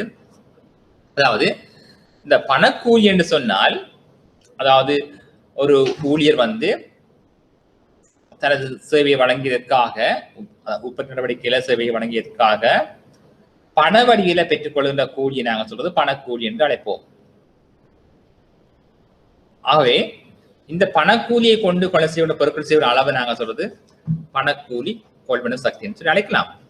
பணக்கூலி என்று சொன்னா பொதுவாக வந்து ஊழியர்கள் வந்து காரணி சேவை வழங்கியதற்காக பண வடிவில் கொடுக்கப்படும் கூலியை தான் நாங்கள் பணக்கூலி என்று அழைக்கலாம். இப்பணக்கூலியில் ஏற்படுகிற மாற்றங்களை அளவிடும் சுட்டன் தான் இந்த பணக்கூலி சுட்டன் சொல்லி அழைக்கப்படுது. இதனை வந்து பொதுவாக வந்து இந்த தனியார் துறை கூலியாளர்களாக பணக்கூலி வீத சுட்டன், அரசாங்கம் வந்து அரசாங்கத்துறை ஊழியர்களுக்கான பணக்கூலி வீத சுட்டன் என 2ஆக பிரிக்கலாம். இந்த தனியார் துறைக்கான பணக்கூலி வீத சுட்டன் பின்வருமாறு சொல்லலாம், குறிப்பிடலாம். தனியார் துறை விவசாயிகளுக்காக பணக்கூலி சுட்டன், தனியார் துறை கைத்தொழில் மற்றும் சேவைத்துறை ஊழியர்களுக்கான பணக்கூலி சுட்டன், கூலி நிர்ணய சபை அங்கத்திற்கான பணக்கூலி சுட்டன் சொல்லி குறிப்பிடலாம். அதே போல பொதுத்துறை ஊழியர்களுக்கான பணக்கூலி சுட்டன் அதை குறிப்பிட்ட பொழுது பொதுத்துறை ஊழியர்கள் பணக்கூலி சுட்டன், மத்தியதர பொதுத்துறை ஊழியர்களுக்கான பணக்கூலி சுட்டன், ஆசிரியருக்கான பணக்கூலி சுட்டன் இவையெல்லாம் தயாரிக்கப்படும். ஏன்னு சொன்னா அந்த எதிர்காலத்துல வந்து அவையின் சம்பளங்கள் எவ்வளவு அதிகரிக்க வேணும், எவ்வளவு குறைக்க வேணும், குறைக்கிறது இல்லை, எவ்வளவு மாற்றி அமைக்க வேணும் என்ற தீர்மானம் மேற்கொள்வது இந்த பணக்கூலி சுட்டன் வந்து பயன்படுத்தப்படுது. அதே போல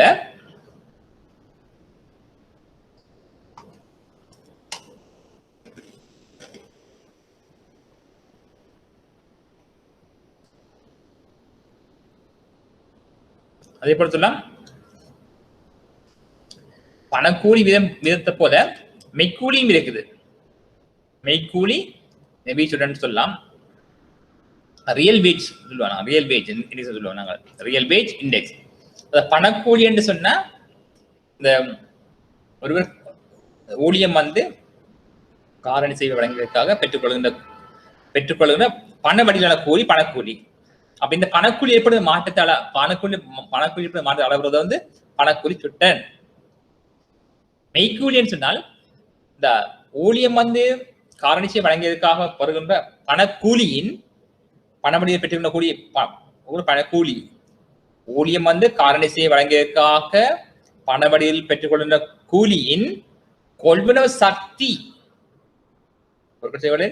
கொள்வனவு சக்தி மெய்க்கூலி அழைக்கப்படும். அதாவது பணக்கூலியின் கொள்வனவு சக்தியே மெய்க்கூலி அழைக்கப்படும். அப்ப இந்த மெய்க்கூலியானது பணக்கூலியில் இருந்து பணவீக்கத்தை கழிப்பதன் மூலம் பெற்றுக்கொள்ளப்படும். அதாவது பண வடிவில் பெற்றுக்கொண்ட கூலியில் இருந்து பணவீக்கத்தினை கழிப்பதன் ஊடாக மெய்க்கூலி பெறப்படும். எனவே பணக்கூலியினுடைய கொள்வனவு சக்தி தான் மெய்க்கூலின்னு அழைக்கப்படுது. மெய்க்கூலியை தீர்மானிக்கிற காரணம் வந்து பணவீக்கமா இருக்கும். பணக்கூலிக்கும் மெய்க்கூலிக்கும் இடையிலான வேறுபாடு வந்து பணவீக்கமாக காணப்படும்.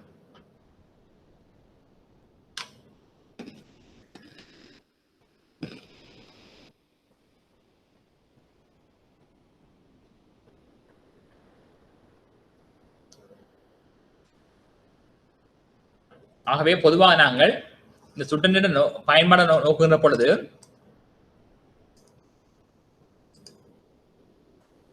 அதாவது நாட்டின் வந்து பணவீக்கத்தின் போக்க அளவிடுவதற்கு இந்த சுட்டம் வந்து பயன்படுத்தப்படுது. நாட்டினுடைய பணவீக்கத்தை வந்து பணக்கின்ற போக்கு வந்து அளவிடுவதற்கு இந்த பணச்சுட்டம் வந்து பயன்படுத்தப்படுது. அடுத்தது மக்களோட வாழ்க்கை தரங்களை ஏற்படுகின்ற மாற்றங்களை அறிந்து கொள்றதுக்கு இந்த சுட்டம் வந்து பயன்படுத்தப்படுது. அடுத்து அரசாங்க ஊழியர்கள் வந்து குறைந்தபட்ச கூலியை தீர்மானிக்கிறதுக்கு அடுத்து அது மாற்றி அமைக்கிறதுக்கு எல்லாம் இது வந்து பயன்படுத்தப்படுது. அடுத்தது வந்து பல்வேறுபட்ட பொருட்கள போக்கை அறியவும் இந்த சுட்டம் வந்து பயன்படுத்தப்படுது. அதோட இந்த வெளிநாட்டு வர்த்தகத்தின் போக்கை நாங்கள் அறிந்து கொள்ளலாம். அந்த சர்வதேச ரீதியாக வந்து நாடுகளை ஒப்பிடுவதற்கும் இந்த சுட்டம் வந்து பயன்படுத்தப்படுது. எனினும் இந்த பல்வேறு குறைபாடுகள் வந்து இந்த சுட்டம்ல காணப்படுது. அதனை நாங்கள் இப்படி பார்க்கலாம்.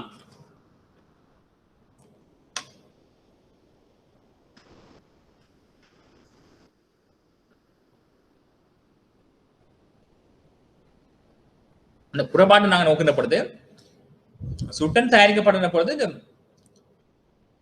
பல்வேறுபட்ட வழக்குகள் ஏற்படலாம். இங்க வந்து நாங்கள் வந்து பொதுவாக எல்லா பொருட்களையும் நாங்கள் ஆய்வுக்கு உட்படுத்துறது இல்லை. ஒரு மாதிரியத்தை நாங்கள் எடுக்கிறோம், சாம்பல் தான் எடுக்கிறோம். நாங்கள் இங்க எல்லா பொருட்களையும் வந்து இந்த கூடையை போட முடியாது. ஆகவே குறிப்பிட்ட பண்டங்களை தான் நாங்கள் தெரிவு செய்து அந்த பண்டங்களுக்கு முக்கியத்துவத்தை கொடுத்து அந்த பண்டத்தின் போக்கத்தை அளவிடுறோம். அப்ப எல்லா பொருட்களையும் நாங்கள் இங்க வந்து ஆய்வுக்கு உட்படுத்தவில்லை, கணிப்பிற்கு உட்படுத்தப்படவில்லை. அதே போல இதுல வந்து 100 விதமான முடிவுகள், இந்த முடிவுகள் வந்து சுட்டன் வந்து 100 விதமான சந்தையின் போக்கையோ விலையிட போக்கையோ காட்டுவதாக நாங்கள் கருத முடியாது. அதே போல இது வந்து அடியாண்டுகளை வந்து நீண்ட காலத்தை கொண்டிருக்கிற படியால வந்து நுகர்வோருடைய உண்மையான கொள்வனவு பேட்டர்ன், நுகர்வோருடைய கொள்வனவு தன்மையை வந்து இது வெளிப்படுத்த மாட்டாது. இந்த சொல்லி தயாரிக்கிற போல பல்வேறுபட்ட தவறுகள் இடம்பெற்றிருக்கலாம். ஆகவே இது வந்து உண்மையான சொல்லி கருத முடியாது. இது வந்து குறைபாடாக கருதலாம்.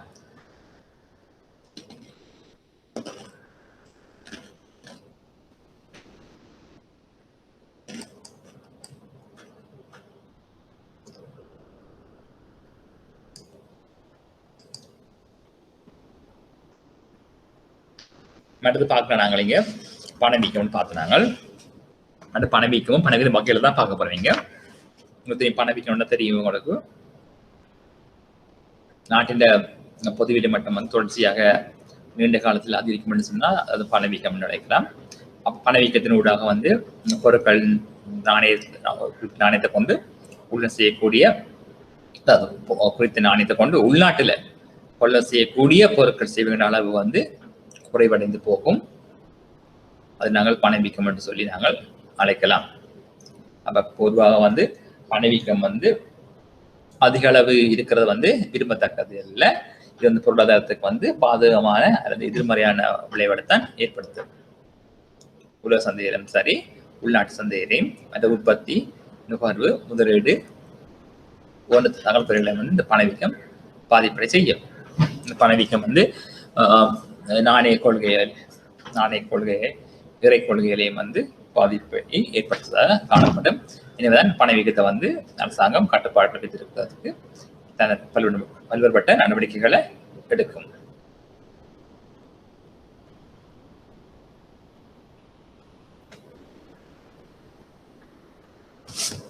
ஆகவே அடுத்த பார்க்க போறோம் பணவீக்கத்தின் வகைகள் சொல்லி நாங்கள் பார்க்கலாம். பணவீக்கத்தை நாங்கள் பல்வேறு வகை பிரிக்கலாம். இங்க ஒன்று தவளும் பணவீக்கம், அல்லது பாயும் பணவீக்கம், எதிர்பார்க்கப்பட்ட பணவீக்கம், நீடித்த பணவீக்கம், அமுக்கிய பணவீக்கம், திறந்த பணவீக்கம், உச்சவக பணவீக்கம், மைய பணவீக்கம், மிகை பணவீக்கம், தேக பணவீக்கம், கீழ் பணவீக்கம் என்று சொல்லி பல்வேறு வகையாக நாங்கள் வந்து பணவீக்கத்தை வந்து நாங்கள் பிரித்து நோக்கலாம்.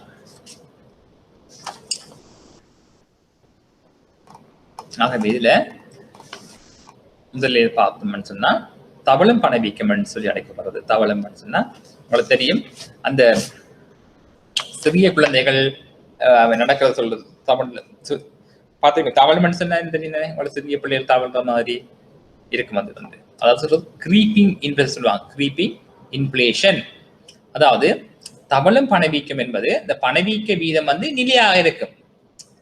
பார்த்து சின்ன பிள்ளைகள் தவழ்னா போக மாட்டேன், இதெல்லாம் போகணும். அல்லது இந்த பணவீக்க வீதம் வந்து ஒரு நிலையா இருக்கும். ஒரு 3 வீத பணவீக்கம் தான் வீதம். 3 வீத பணவீக்கம் 3 வீதத்திலேயே போய்கொண்டு இருக்கும்.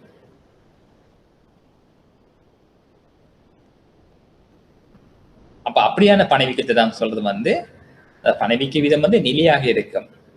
அல்லது அந்த வீதத்தை அன்னித்த இருந்தாலும் சொல்றது தவள பணவீக்கம் சொல்றது கிரீப்பிங் இன்ஃப்ளேஷன் சொல்லி அழைக்கப்படும். இது ஒரு பெரிய அளவிலான மாற்றத்தை ஏற்படுத்துவதாக காணப்பட மாட்டாது.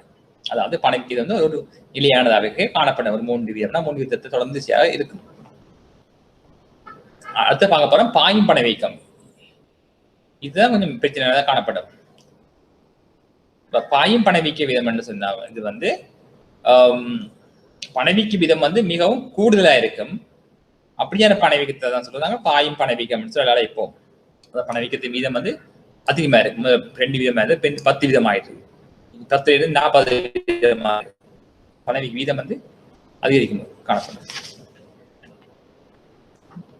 அடுத்து பார்க்க போறது வந்து எதிர்பார்க்கப்பட்ட பணவீக்கம்.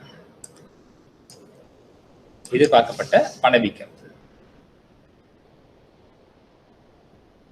அதாவது நாங்கள் சொல்றது வந்து எங்களுக்கு வந்து இந்த அனுபவங்கள் ஏற்படும். சில வழியில வந்து கடந்த காலங்கள்னு சொன்னா குறிப்பிட சொல்லுவோம். நாங்கள் இப்ப நாங்களே இந்த காலத்துல பணவீக்கம் சொல்லிட்டு நாங்களே எதிர்பார்க்கிறது. அப்ப நாங்களே கடந்த கால அனுபவங்களை வைத்து எதிர்காலத்துல எவ்வளவு பணவீக்கம் பெறும் என்று சொல்லி நாங்கள் எதிர்பார்த்தா சொல்றது வந்து எதிர்பார்க்கப்பட்ட பணவீக்கம். தெரியும், அந்த காலநிலை தெரியும் உங்களுக்கு. ஒரு குறிப்பிட்ட காலத்துல வந்து வறட்சி ஏற்படலாம், இல்ல அது மழை ஏற்படலாம். அப்ப இந்த காலங்களில் வந்து எங்களோட சந்தையில வந்து பொருட்கள் விலை எவ்வாறு மாற்றம் அடையும். குறிப்பிட்ட காலத்துல வந்து சில பொருட்கள், மரக்கறி பொருட்கள் வந்து தட்டுப்பாடாக காணப்படும். சில குறிப்பிட்ட காலப்பகுதியில் வந்து சில குறிப்பிட்ட பல வகைகள் அருந்தெல்லாம் காணப்படும். தெரியும், ரம்புட்டான் காலம் சொல்லுவேன். ரம்புட்டான் சீசன்ல வந்து ரம்புட்டான் கிடைக்கும் சொன்னா அது வந்து குறிப்பிட்ட மலிவாக காணப்படும். அது சீசன் முடிஞ்சா பிறகு அதுக்கான விலை அதிகமாக தான் காணப்படும், கிடைக்கவே மாட்டோம். மாம்பழ சீசன் மாம்பழ சீசன் காலத்துல மாம்பழத்தின் விலை குறைவா இருக்கும். சீசன் முடிஞ்சா பிறகு அதுக்கான கேள்வி விலை அதிகமாக காணப்படும். அதான் அப்படின்னு சொன்னா, அதாவது வந்து இந்த கடந்த கால பணவீக்கத்தின் போக்கில் அடிப்படையாக கொண்டு அந்த எதிர்காலத்தின் விலை அதிகரிப்பை நாங்கள் கவனத்தில் கொண்டு நிகழ்கால பொருட்கள் சேவைகளின் பொதுவில் மட்டத்தை நாங்கள் ஒரு ஏற்படும் அதிகரிப்பை நான் சொல்றது எதிர்பார்க்கப்பட்ட பணவீக்கம். அப்ப எதிர்காலத்துல வந்து இவ்வளவு விலை கூடுமென்று சொல்லி எதிர்பார்த்து நாங்கள் இப்பவே பொருட்களுக்கான விலையை கேள்வியை ஏற்படுத்தி விலையை விலை கூடனா சொல்றது எதிர்பார்க்கப்பட்ட பணவீக்கம். அதாவது நாங்கள் எதிர்காலத்துல வந்து இந்த பொருள் இந்த விலைக்கு அதிகரிக்கும் என்று சொல்லி எதிர்பார்த்து அதனால நாங்கள் தற்பொழுது பொருட்கள் எல்லாம் கூட வாங்கி வித்திருப்பதன் ஊடாக கூட வாங்குறதன் ஊடாக ஏற்பட பணவீக்கத்தை சொல்றது எதிர்பார்க்கப்பட்ட பணவீக்கம் என்று சொல்லி அழைக்கப்படும். உதாரணத்துல நாங்கள் எதிர்காலத்துல வந்து குறித்த வைரஸின் தாக்கம் எதிர்பார்க்கப்படுது என்று சொல்லி குறிப்பிட்டால் அப்ப அது அந்த வைரஸ் தாக்கத்தின் ஊடாக நிறுவனங்கள் மூடப்படலாம், கடைகள் மூடப்படலாம்னு சொல்லி நாங்கள் எதிர்பார்த்தோம் என்று சொன்னால் தற்பொழுது அதுல பொருட்களை வாங்கி நாங்கள் சமைக்க பார்ப்போம். அப்படி எல்லாரும் தொடர்ச்சியா சமைக்கின்ற பொழுது விலை மட்டும் அதிகரிக்கும். கடந்த காலங்கள் அனுபவங்கள் இருக்கும். அப்ப மக்கள் மத்தியில் ஏற்பட்ட பீதி காரணமாக பொருள் தட்டுப்பாடு வரும் என்று சொல்லி எதிர்பார்த்து மக்கள் எல்லாரும் வந்து பொருட்களை ஒரே நேரத்தை கொள்ள செய்கின்ற பொழுது பொருள் தட்டுப்பாடு ஏற்பட்டு விலை ஓடிச்சு. இது சொல்றது வந்து எதிர்பார்க்கப்பட்ட பணவீக்கம். சொல்றது எக்ஸ்பெக்டட் இன்ஃப்ளேஷன் சொல்லி அழைக்கிறாங்க. அடுத்து சொல்லப்படுறது நீடித்த பணவீக்கம், குரோனிக் இன்ஃப்ளேஷன் சொல்லுவாங்க. குரோனிக் இன்ஃப்ளேஷன் சொல்றது அதாவது ஒரு நாட்டில் வந்து பொதுவிலை மட்டம் அதிகரிப்பானது தொடர்ச்சியா நீண்ட காலத்துக்கு காணப்பட்ட அதனால சொல்றது நீடித்த பணவீக்கம் சொல்லுவோம். குரோனிக் டிசீஸ் அந்த மாதிரி தான் இது குரோனிக் இன்ஃப்ளேஷன் வந்து அது நாட்டின் பொதுவிலை மட்டம் அதிகரிப்பானது தொடர்ச்சியாக நீண்ட காலத்துக்கு காணப்பட்டு அதை நான் சொல்றது நீடித்த பணவீக்கம் சொல்லி அழைக்கலாம். நீடித்த பணவீக்கம்.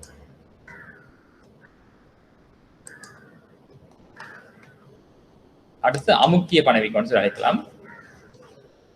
அதாவது ஹைடன் இன்ஃப்ளேஷன் சொல்லுவாங்க. ஹைடன் இன்ஃப்ளேஷன் எப்படி சரியாது இந்த பணவீக்கம்.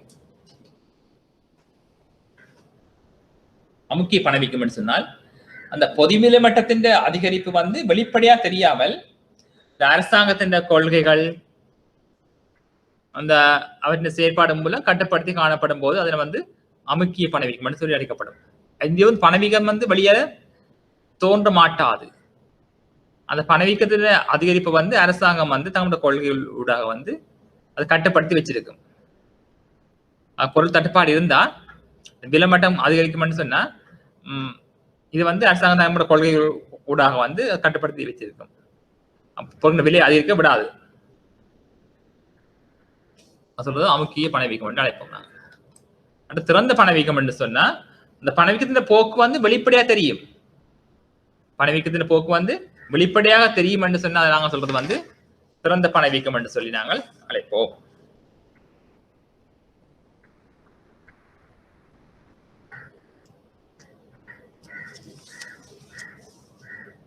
அடுத்து உச்சவேக பணவீக்கம், ஹைப்பர் இன்ஃப்ளேஷன் சொல்லி அழைக்கப்படும். Hyper inflation. அப்ப இது வந்து எப்படி ஏற்படும் சொன்னா ஒரு அசாதாரண சூழ்நிலை தான் ஏற்படும். இது வந்து அதாவது பாரியல் இயற்கை அனர்த்தம், சுனாமி ஏற்பட்ட மாதிரி, மற்றது வந்து யுத்தம் ஏதாவது ஏற்பட்டால், அதிகள மக்கள் பாதிப்படைந்தால், அவ்வாறான நிலைமைகளின் போது ஏற்படுகின்ற சடுதியான விலை அதிகரிப்பு சொல்றது வந்து இந்த ஹைப்பர் இன்ஃப்ளேஷன் அழைக்கலாம். அதாவது ஒரு பொருளாதாரத்துல வந்து அசாதாரண சூழ்நிலைகள் காணப்படுகின்ற பொழுது, அசாதாரண சூழ்நிலை வெள்ளப்பெருக்கு இயற்கை அழுத்தம் என்ன அப்படியான நேரங்கள்ல வந்து இப்ப COVID-19 மாதிரி அசாதாரண சூழ்நிலைகள் காரணமாக வந்து பொருட்களின் விலைகள்ல தொடர்ச்சியாக அதிகரிப்பு ஏற்பட்டு பணவீக்கம் ஏற்பட்டா சொல்றது வந்து இவன் சொல்றது ஹைப்பர் இன்ஃப்ளேஷன் அழைக்கலாம். ஹைப்பர் இன்ஃப்ளேஷன் இது வந்து 20 வீதம், 30 வீதம், 50 வீதம், 60 வீதம், 90, 100 சொல்லி போகும் இந்த பணவீக்க வீதமே. ஆகவே இது நாங்கள் சில நாடுகள்ல நாங்கள் அப்படிதான் இருக்கலாம் வந்து உச்சவேக பணவீக்கம் சொல்லி அழைக்கலாம். அந்த மைய பணவீக்கம் சொல்லி இருக்குது. இது வந்து அதிக அளவில் மாறக்கூடிய விலை மாற்றங்களுக்கு அமைவாக சில ஆக்கக்கூறுகளை தவிர்ப்பதன் மூலம் இந்த பணவீக்கம் கீழான போக்கை பிரதிபலிக்குமாக காணப்படுது. வந்து இது வந்து அதாவது அதிக அளவில் மாறக்கூடிய விலைகளை, அதில் மாறக்கூடிய விலை மாற்றங்களுக்கு அமைவாக சில ஆக்க கூறுகளை தவிர்ப்பதன் மூலம் பணவீக்கம் வந்து கீழான பிரதிபலிப்பை கீழான போக்கை பிரதிபலிக்கும் ஒரு அளவாக தான் இருக்கும். வந்து மைய பணவீக்கம் என்று அழைக்கலாம். அடுத்து மிகை பணவீக்கம். மிகை பணவீக்கம் என்று சொன்னா மக்களோட சடுதியான ஒரு அதிகரிப்பு. மக்களோட வாக்குத்தரத்துல வந்து மக்களோட பணவீக்கம் வந்து சடுதியாக அதிகரிக்குது. அது வழக்கமான பொதுவில மட்டத்தை விட 100%, 150% அதிகரிக்கிறது சொல்றது மிகை பணவீக்கம் என்று அழைக்கலாம். அடுத்து தேக்க பணவீக்கம் என்று சொன்னா ஒரு பொருளாதாரம் வந்து தேக்க நிலையில் இருக்குது, மந்த நிலைமை இருப்பதோடு மற்றும் அதிகரிக்கின்ற பணவீக்கத்தை நான் சொல்றது தேக்க பணவீக்கம். அதாவது பொருளாதாரத்தில் மந்த நிலைமை காரணமாக வந்து ஏற்பட்ட பணவீக்கத்தை சொல்றது நாங்கள் தேக்க பணவீக்கம் என்று சொல்லி அழைக்கலாம். அடுத்து கீழ் பணவீக்கம் என்று சொன்னா நாட்டுல கூட்டு கேள்வி மற்றும் இந்த வளங்களுக்கு இடையிலான சமநிலையை பிரதிபலிக்கும் பொதுவில மட்டத்தின் போக்கை நாங்கள் இவ்வாறு அழைக்கலாம்.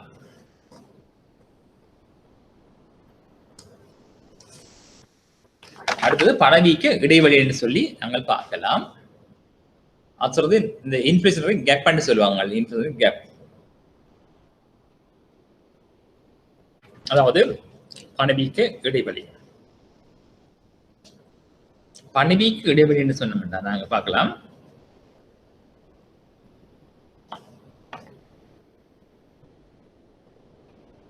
அதாவது ஒரு பொருளாதாரத்தில் வந்து நிறைதொழி மட்டம் காணப்படுகின்ற போது, அதாவது நிறைதொழி மட்டம் என்று சொன்னா எல்லா வளங்களும் உற்பத்திக்கு பயன்படுத்த சொல்றது நாங்கள் நிறைதொழி மட்டம் சொல்லி அழைக்கப்படுகிறது.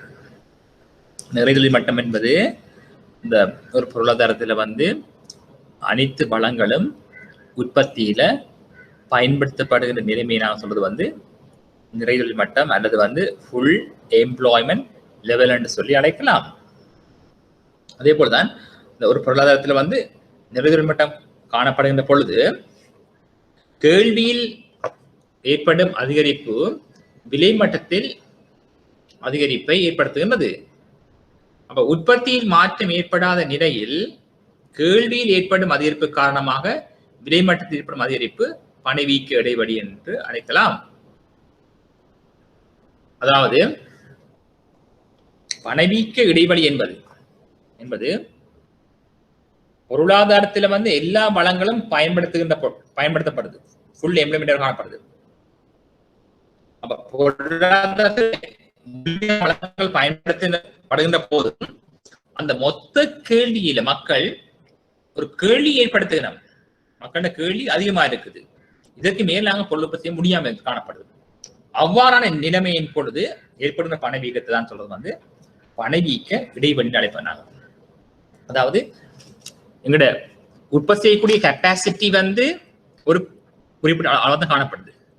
அந்த கெப்பாசிட்டியை விட எங்களால உற்பத்தி செய்யக்கூடிய உற்பத்தியை விட அதிக கேள்வி காரணமாக ஏற்படுகிற பணவீக்கத்தால ஏற்படுவது சொல்றது பணவீக்க இடைவெளி. எங்களோட கேள்வி வந்து அதிகமா இருக்குது, எங்களோட உற்பத்தி செய்கிற ஆற்றல் குறைவா இருக்குது. எங்களோட கேள்வி எங்களோட உற்பத்தி செய்கிற ஆற்றலை விட பொருட்களுக்கான கேள்வி அதிகரிப்பின் ஊடாக ஏற்படுகிற அந்த கேப்பை சொல்றது வந்து பணவீக்க இடைவெளி நாங்கள் அழைக்கலாம்.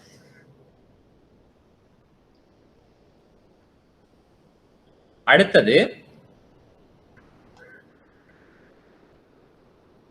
பணவீக்கம் தொடர்பான வகைப்படுத்தல். அதாவது பணவீக்கம் ஏற்படுவதற்கான காரணங்களை அடிப்படையாக கொண்ட பணவீக்கம். எவ்வாறு பணவீக்கம் ஏற்படுவதற்கான காரணங்கள் என்ன, அதனால ஏற்படுகின்ற பணவீக்கத்தை தான் நாங்க பார்க்க போறோம். இப்ப இதுல பார்க்க போறோம் கேள்வி தூண்டு பணவீக்கம் என்று இருக்கு. இதுல தெரிய விடையே இருக்குது. கேள்வி தூண்டல் பணவீக்கம் எவ்வாறு ஏற்படுது என்று சொன்னா இவ்வாறு ஏற்படுது. அதாவது பணவீக்கம் ஏற்படுறதுக்கு காரணம் என்னன்னு சொன்னா கேள்வி தூண்டல்.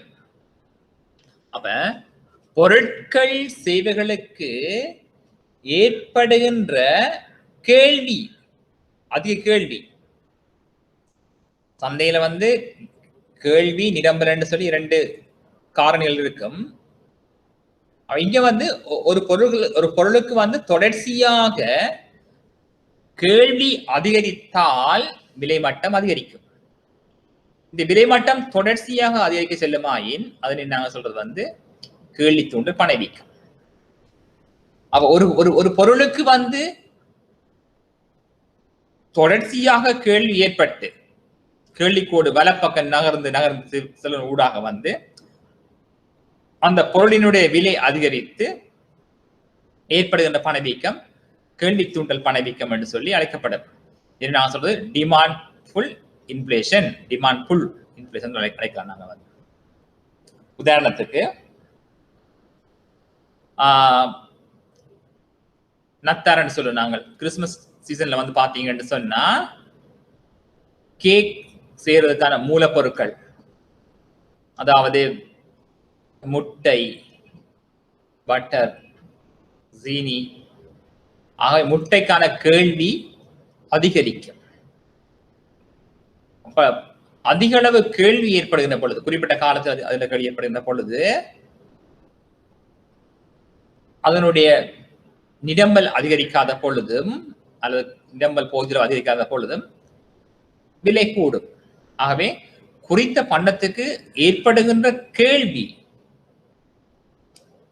அதிகரிக்கின்ற பொழுது ஏற்பட பணவீக்கத்தை நான் சொல்றது கேள்வி தூண்ட பணவீக்கம் என்று சொல்லி அழைப்போம்.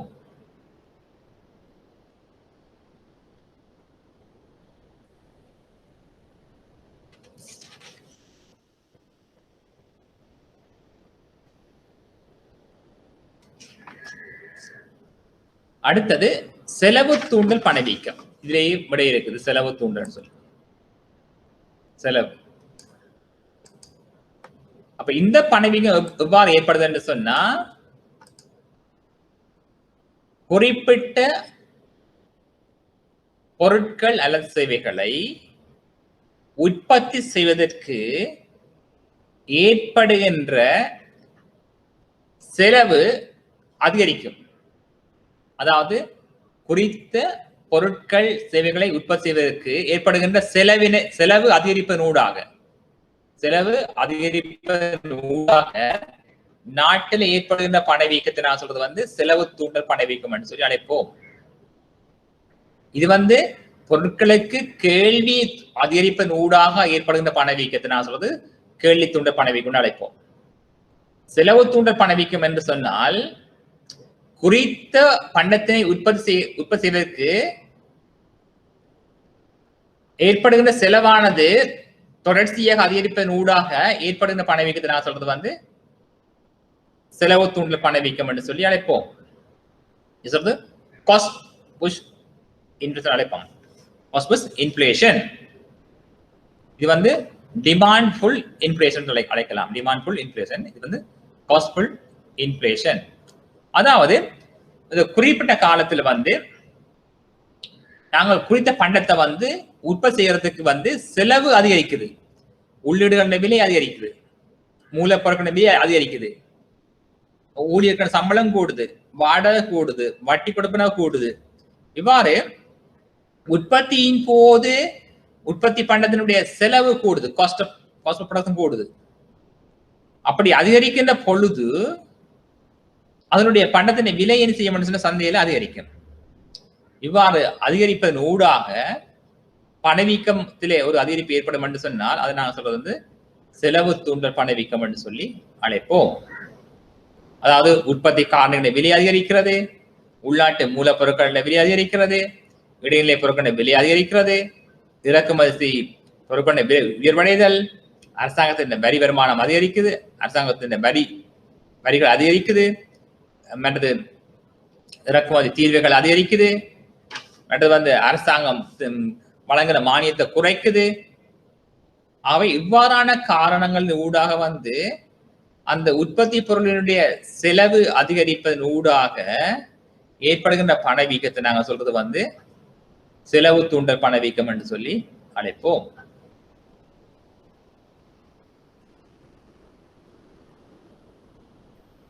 அடுத்தது இறக்குமதி செய்யப்பட்ட பணவீக்கம். அப்ப இதுலயும் தெரியும் விட இருக்கு பாருங்க, இறக்குமதி செய்யப்பட்டது, இறக்குமதி செய்யப்பட்ட பணவீக்கம். இதுல பாத்தீங்கன்னு சொன்னால் இறக்குமதி செய்யப்பட்ட பணவீக்கம். ஆகவே இங்க இறக்குமதி செய்யப்பட்ட சொன்னா இந்த பணவீக்கம் எவ்வாறு ஏற்படுது என்று சொன்னால் ஒரு இறக்குமதியின் ஊடாக ஏற்படுது. அப்படின்னு சொன்னா வெளிநாட்டில் இருந்து நாங்கள் பொருட்களை இறக்குமதி செய்கின்றோம். அப்ப அந்த இறக்குமதி செய்கின்ற பொருட்களின் ஊடாக உள்நாட்டில அந்த பொருள் அதிக விற்பனை செய்கின்ற பொழுது ஏற்படுகின்ற பணவீக்கம் இறக்குமதி செய்யப்பட்ட பணவீக்கம். அதாவது வெளிநாட்டு பொருட்களை நாங்கள் அதிக விலைக்கு இறக்குமதி செய்வதன் ஊடாக அந்த பொருள் உள்நாட்டு சந்தையில வந்து அதிக விலைக்கு விற்பனை செய்யப்படுகிறது. இவ்வாறு விற்பனை செய்வதன் ஊடாக ஏற்படுகின்ற பணவீக்கத்தை நாங்கள் சொல்றது வந்து இறக்குமதி செய்யப்பட்ட பணவீக்கம் சொல்லி அழைப்போம்.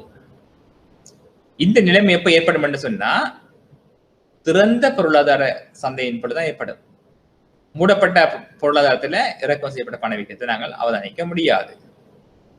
இது வந்து திறந்த சந்தை பொருளாதாரத்தில் தான் இந்த இறக்குமதி செய்யப்பட்ட பணவீக்கத்தை நாங்கள் அவதானிக்க முடியும்.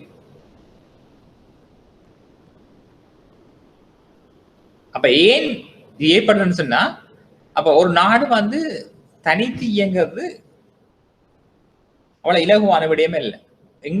எங்கட நாங்கள் சொல்லுவோம், நாங்கள் எங்கட புடவை ஏற்றுமதியில நாங்கள் பாரிய ஒரு பங்களிப்பை நாங்கள் வழங்குறோம்னு சொல்லி கருதுறோம்னு சொன்னால் இந்த புடவை உற்பத்திக்கு தேவையான மூலப்பொருட்களை நாங்கள் வெளிநாட்டில இருந்துதான் இறக்குமதி செய்ய வேண்டியிருக்கு. வெளிநாட்டுல ஒரு பணவீக்கம் இருக்கும்னு சொன்னால் அந்த பணவீக்கத்தின் காரணமாக அந்த பொருளுடைய விலை உயர்வாக இருக்கு. அப்ப நான் கூடிய விலைக்கு அந்த பொருளை வாங்கி உள்நாட்டு இறக்குமதி செய்கின்ற பொழுது அந்த பொருளுடைய விலை உள்நாட்டிலையும் விலை அதிகரிக்கும். இவ்வாறு விலை அதிகரிக்கின்ற பொழுது நான் சொல்றது வந்து இறக்குமதி செய்யப்பட்ட பணவீக்கம் அழைக்கலாம். அதே வேளையில வந்து நாணய மதிப்பிறக்கம் காரணமாக உள்நாட்டுல இறக்குமதி பொருளின் விலை அதிகமாக காணப்படுது. உதாரணத்துக்கு சொன்னாங்க ஒரு டாலர் வந்து $100 இருந்தது சொன்னா ஒரு எக்ஸ்போர்ட் விலை 200, எக்ஸ்போர்ட் விலை $20 தான் சந்தையில $200 காணப்படும். தற்பொழுது ஒரு டாலர் வந்து $180 போயிட்டு இருக்கு. இறக்குமதி செய்யப்பட்ட பொருளின் விலை $10 தான். இப்ப எவ்வளவு சொன்னா $360 விற்க வேண்டி வரும். ஆகவே அந்த நாணய மதிப்பிறக்கத்தின் ஊடாகவும் வந்து இந்த பணவீக்கம் ஏற்படும்.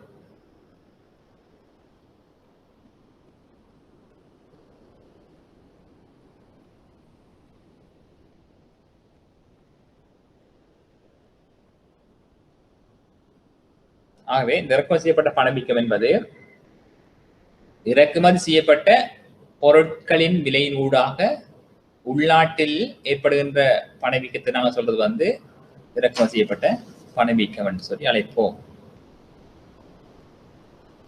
இதுக்கான காரணம் வெளிநாடுகளில் காணப்படுகின்ற பணவீக்கம் அல்லது அரசாங்கத்தினுடைய இறக்குமதி வரிகள் மற்றும் மூலப்பொருட்களினுடைய விலைகள் வெளிநாடுகளில் அதிகரித்தல், நாணய மதிப்பிறக்கம் போன்ற பல்வேறுபட்ட காரணங்களினால வந்து இந்த இறக்குமதி செய்யப்பட்ட பணவீக்கத்தை நாங்கள் அவதானிக்கக்கூடியதாக இருக்கும்.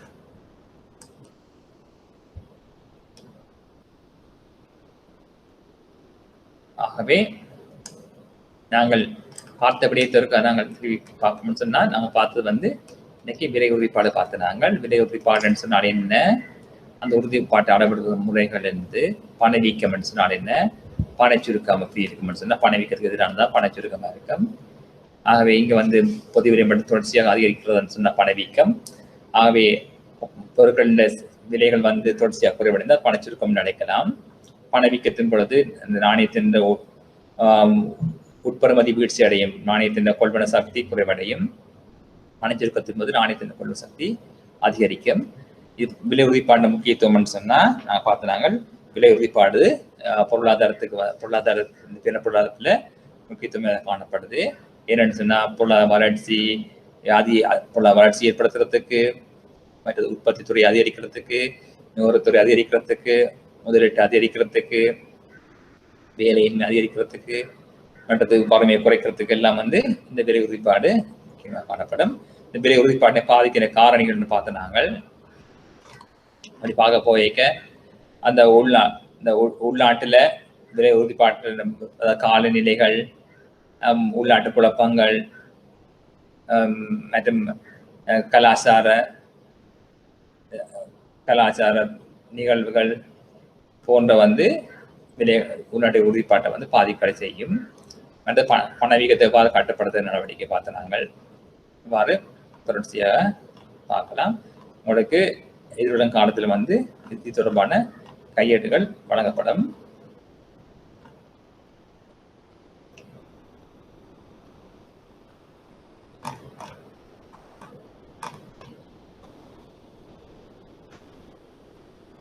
அடுத்து பார்த்துருக்கோம் நாங்கள் இங்க தனி விலை பார்த்து நாங்கள் சார்பு விலை பார்த்திருக்கிறோம். தனி விலை என்பது குறித்த பண்டத்தின் பெறுமதியினை அதாவது குறித்த பண்டத்தின் பெறுமதியினை பண அடிப்படையில நாங்கள் அளவிடுவோமாயின் அதை சொல்றது தனி விலை நடக்கிறாங்க. அதாவது குறித்த பண்டத்தின் விலை பணப்பெறுமதி எவ்வளவு போகுது அப்படி குறிப்பிட்டா தனி விலை. குறித்த பண்டத்தின் பெறுமதியினை பண அடிப்படையில் குறிப்பிடுவோமாயின் அதன் தனி விலை என்று அழைக்கலாம். சார்பு விலை என்பது ஒரு பொருளின் விலையினை மற்ற பண்டத்தின் சார்பா குறிப்பிட்டால் சார்பு விலை அழைக்கப்படும். ஒரு எக்ஸ் 10 ரூபாய், y 20 ரூபாய்ன்னு சொன்னால் ஒரு y சமம் 10x சொல்லி சார்பு விலை அழைக்கலாம். அடுத்து தனி விலையின் பயன்பாடு பார்த்த நாங்கள் தனி விலை பயன்பாடுன்னு சொன்னா அந்த பொருளின் விலையை நாங்கள் அளவிடலாம். அடுத்தது அந்த பொருள் கொள்வன தொடர்பான தீர்மானத்தை மேற்கொள்ளலாம், உற்பத்தி தொடர்பான தீர்மானத்தை மேற்கொள்ளலாம் பார்த்த நாங்கள். சார்பிலிருந்து பயன்பாடு பார்த்த நாங்கள். இது விலைச்சுட்டிகள் விலைச்சுட்டிகள் பார்த்துருக்கோம். கொழம்பு ஒரு விலைச்சுட்டன், கொழம்பு பெரும்பாக ஒரு விலைச்சுட்டன், மொத்த விற்பனை விலைச்சுட்டன், உள்ளாந்தேசிய உற்பத்தி சுருக்கி, ஏற்றுமதி இறக்குமதி விலைச்சுட்டன் சுட்டங்களை பார்த்துருக்கோம். அடுத்த சுட்டங்களை கணிப்பதற்கு தேவையான அந்த அதாவது சுட்டங்களை தயாரிப்பதற்கு தேவையானபடியே எங்களை பார்த்துருக்கிறாங்க.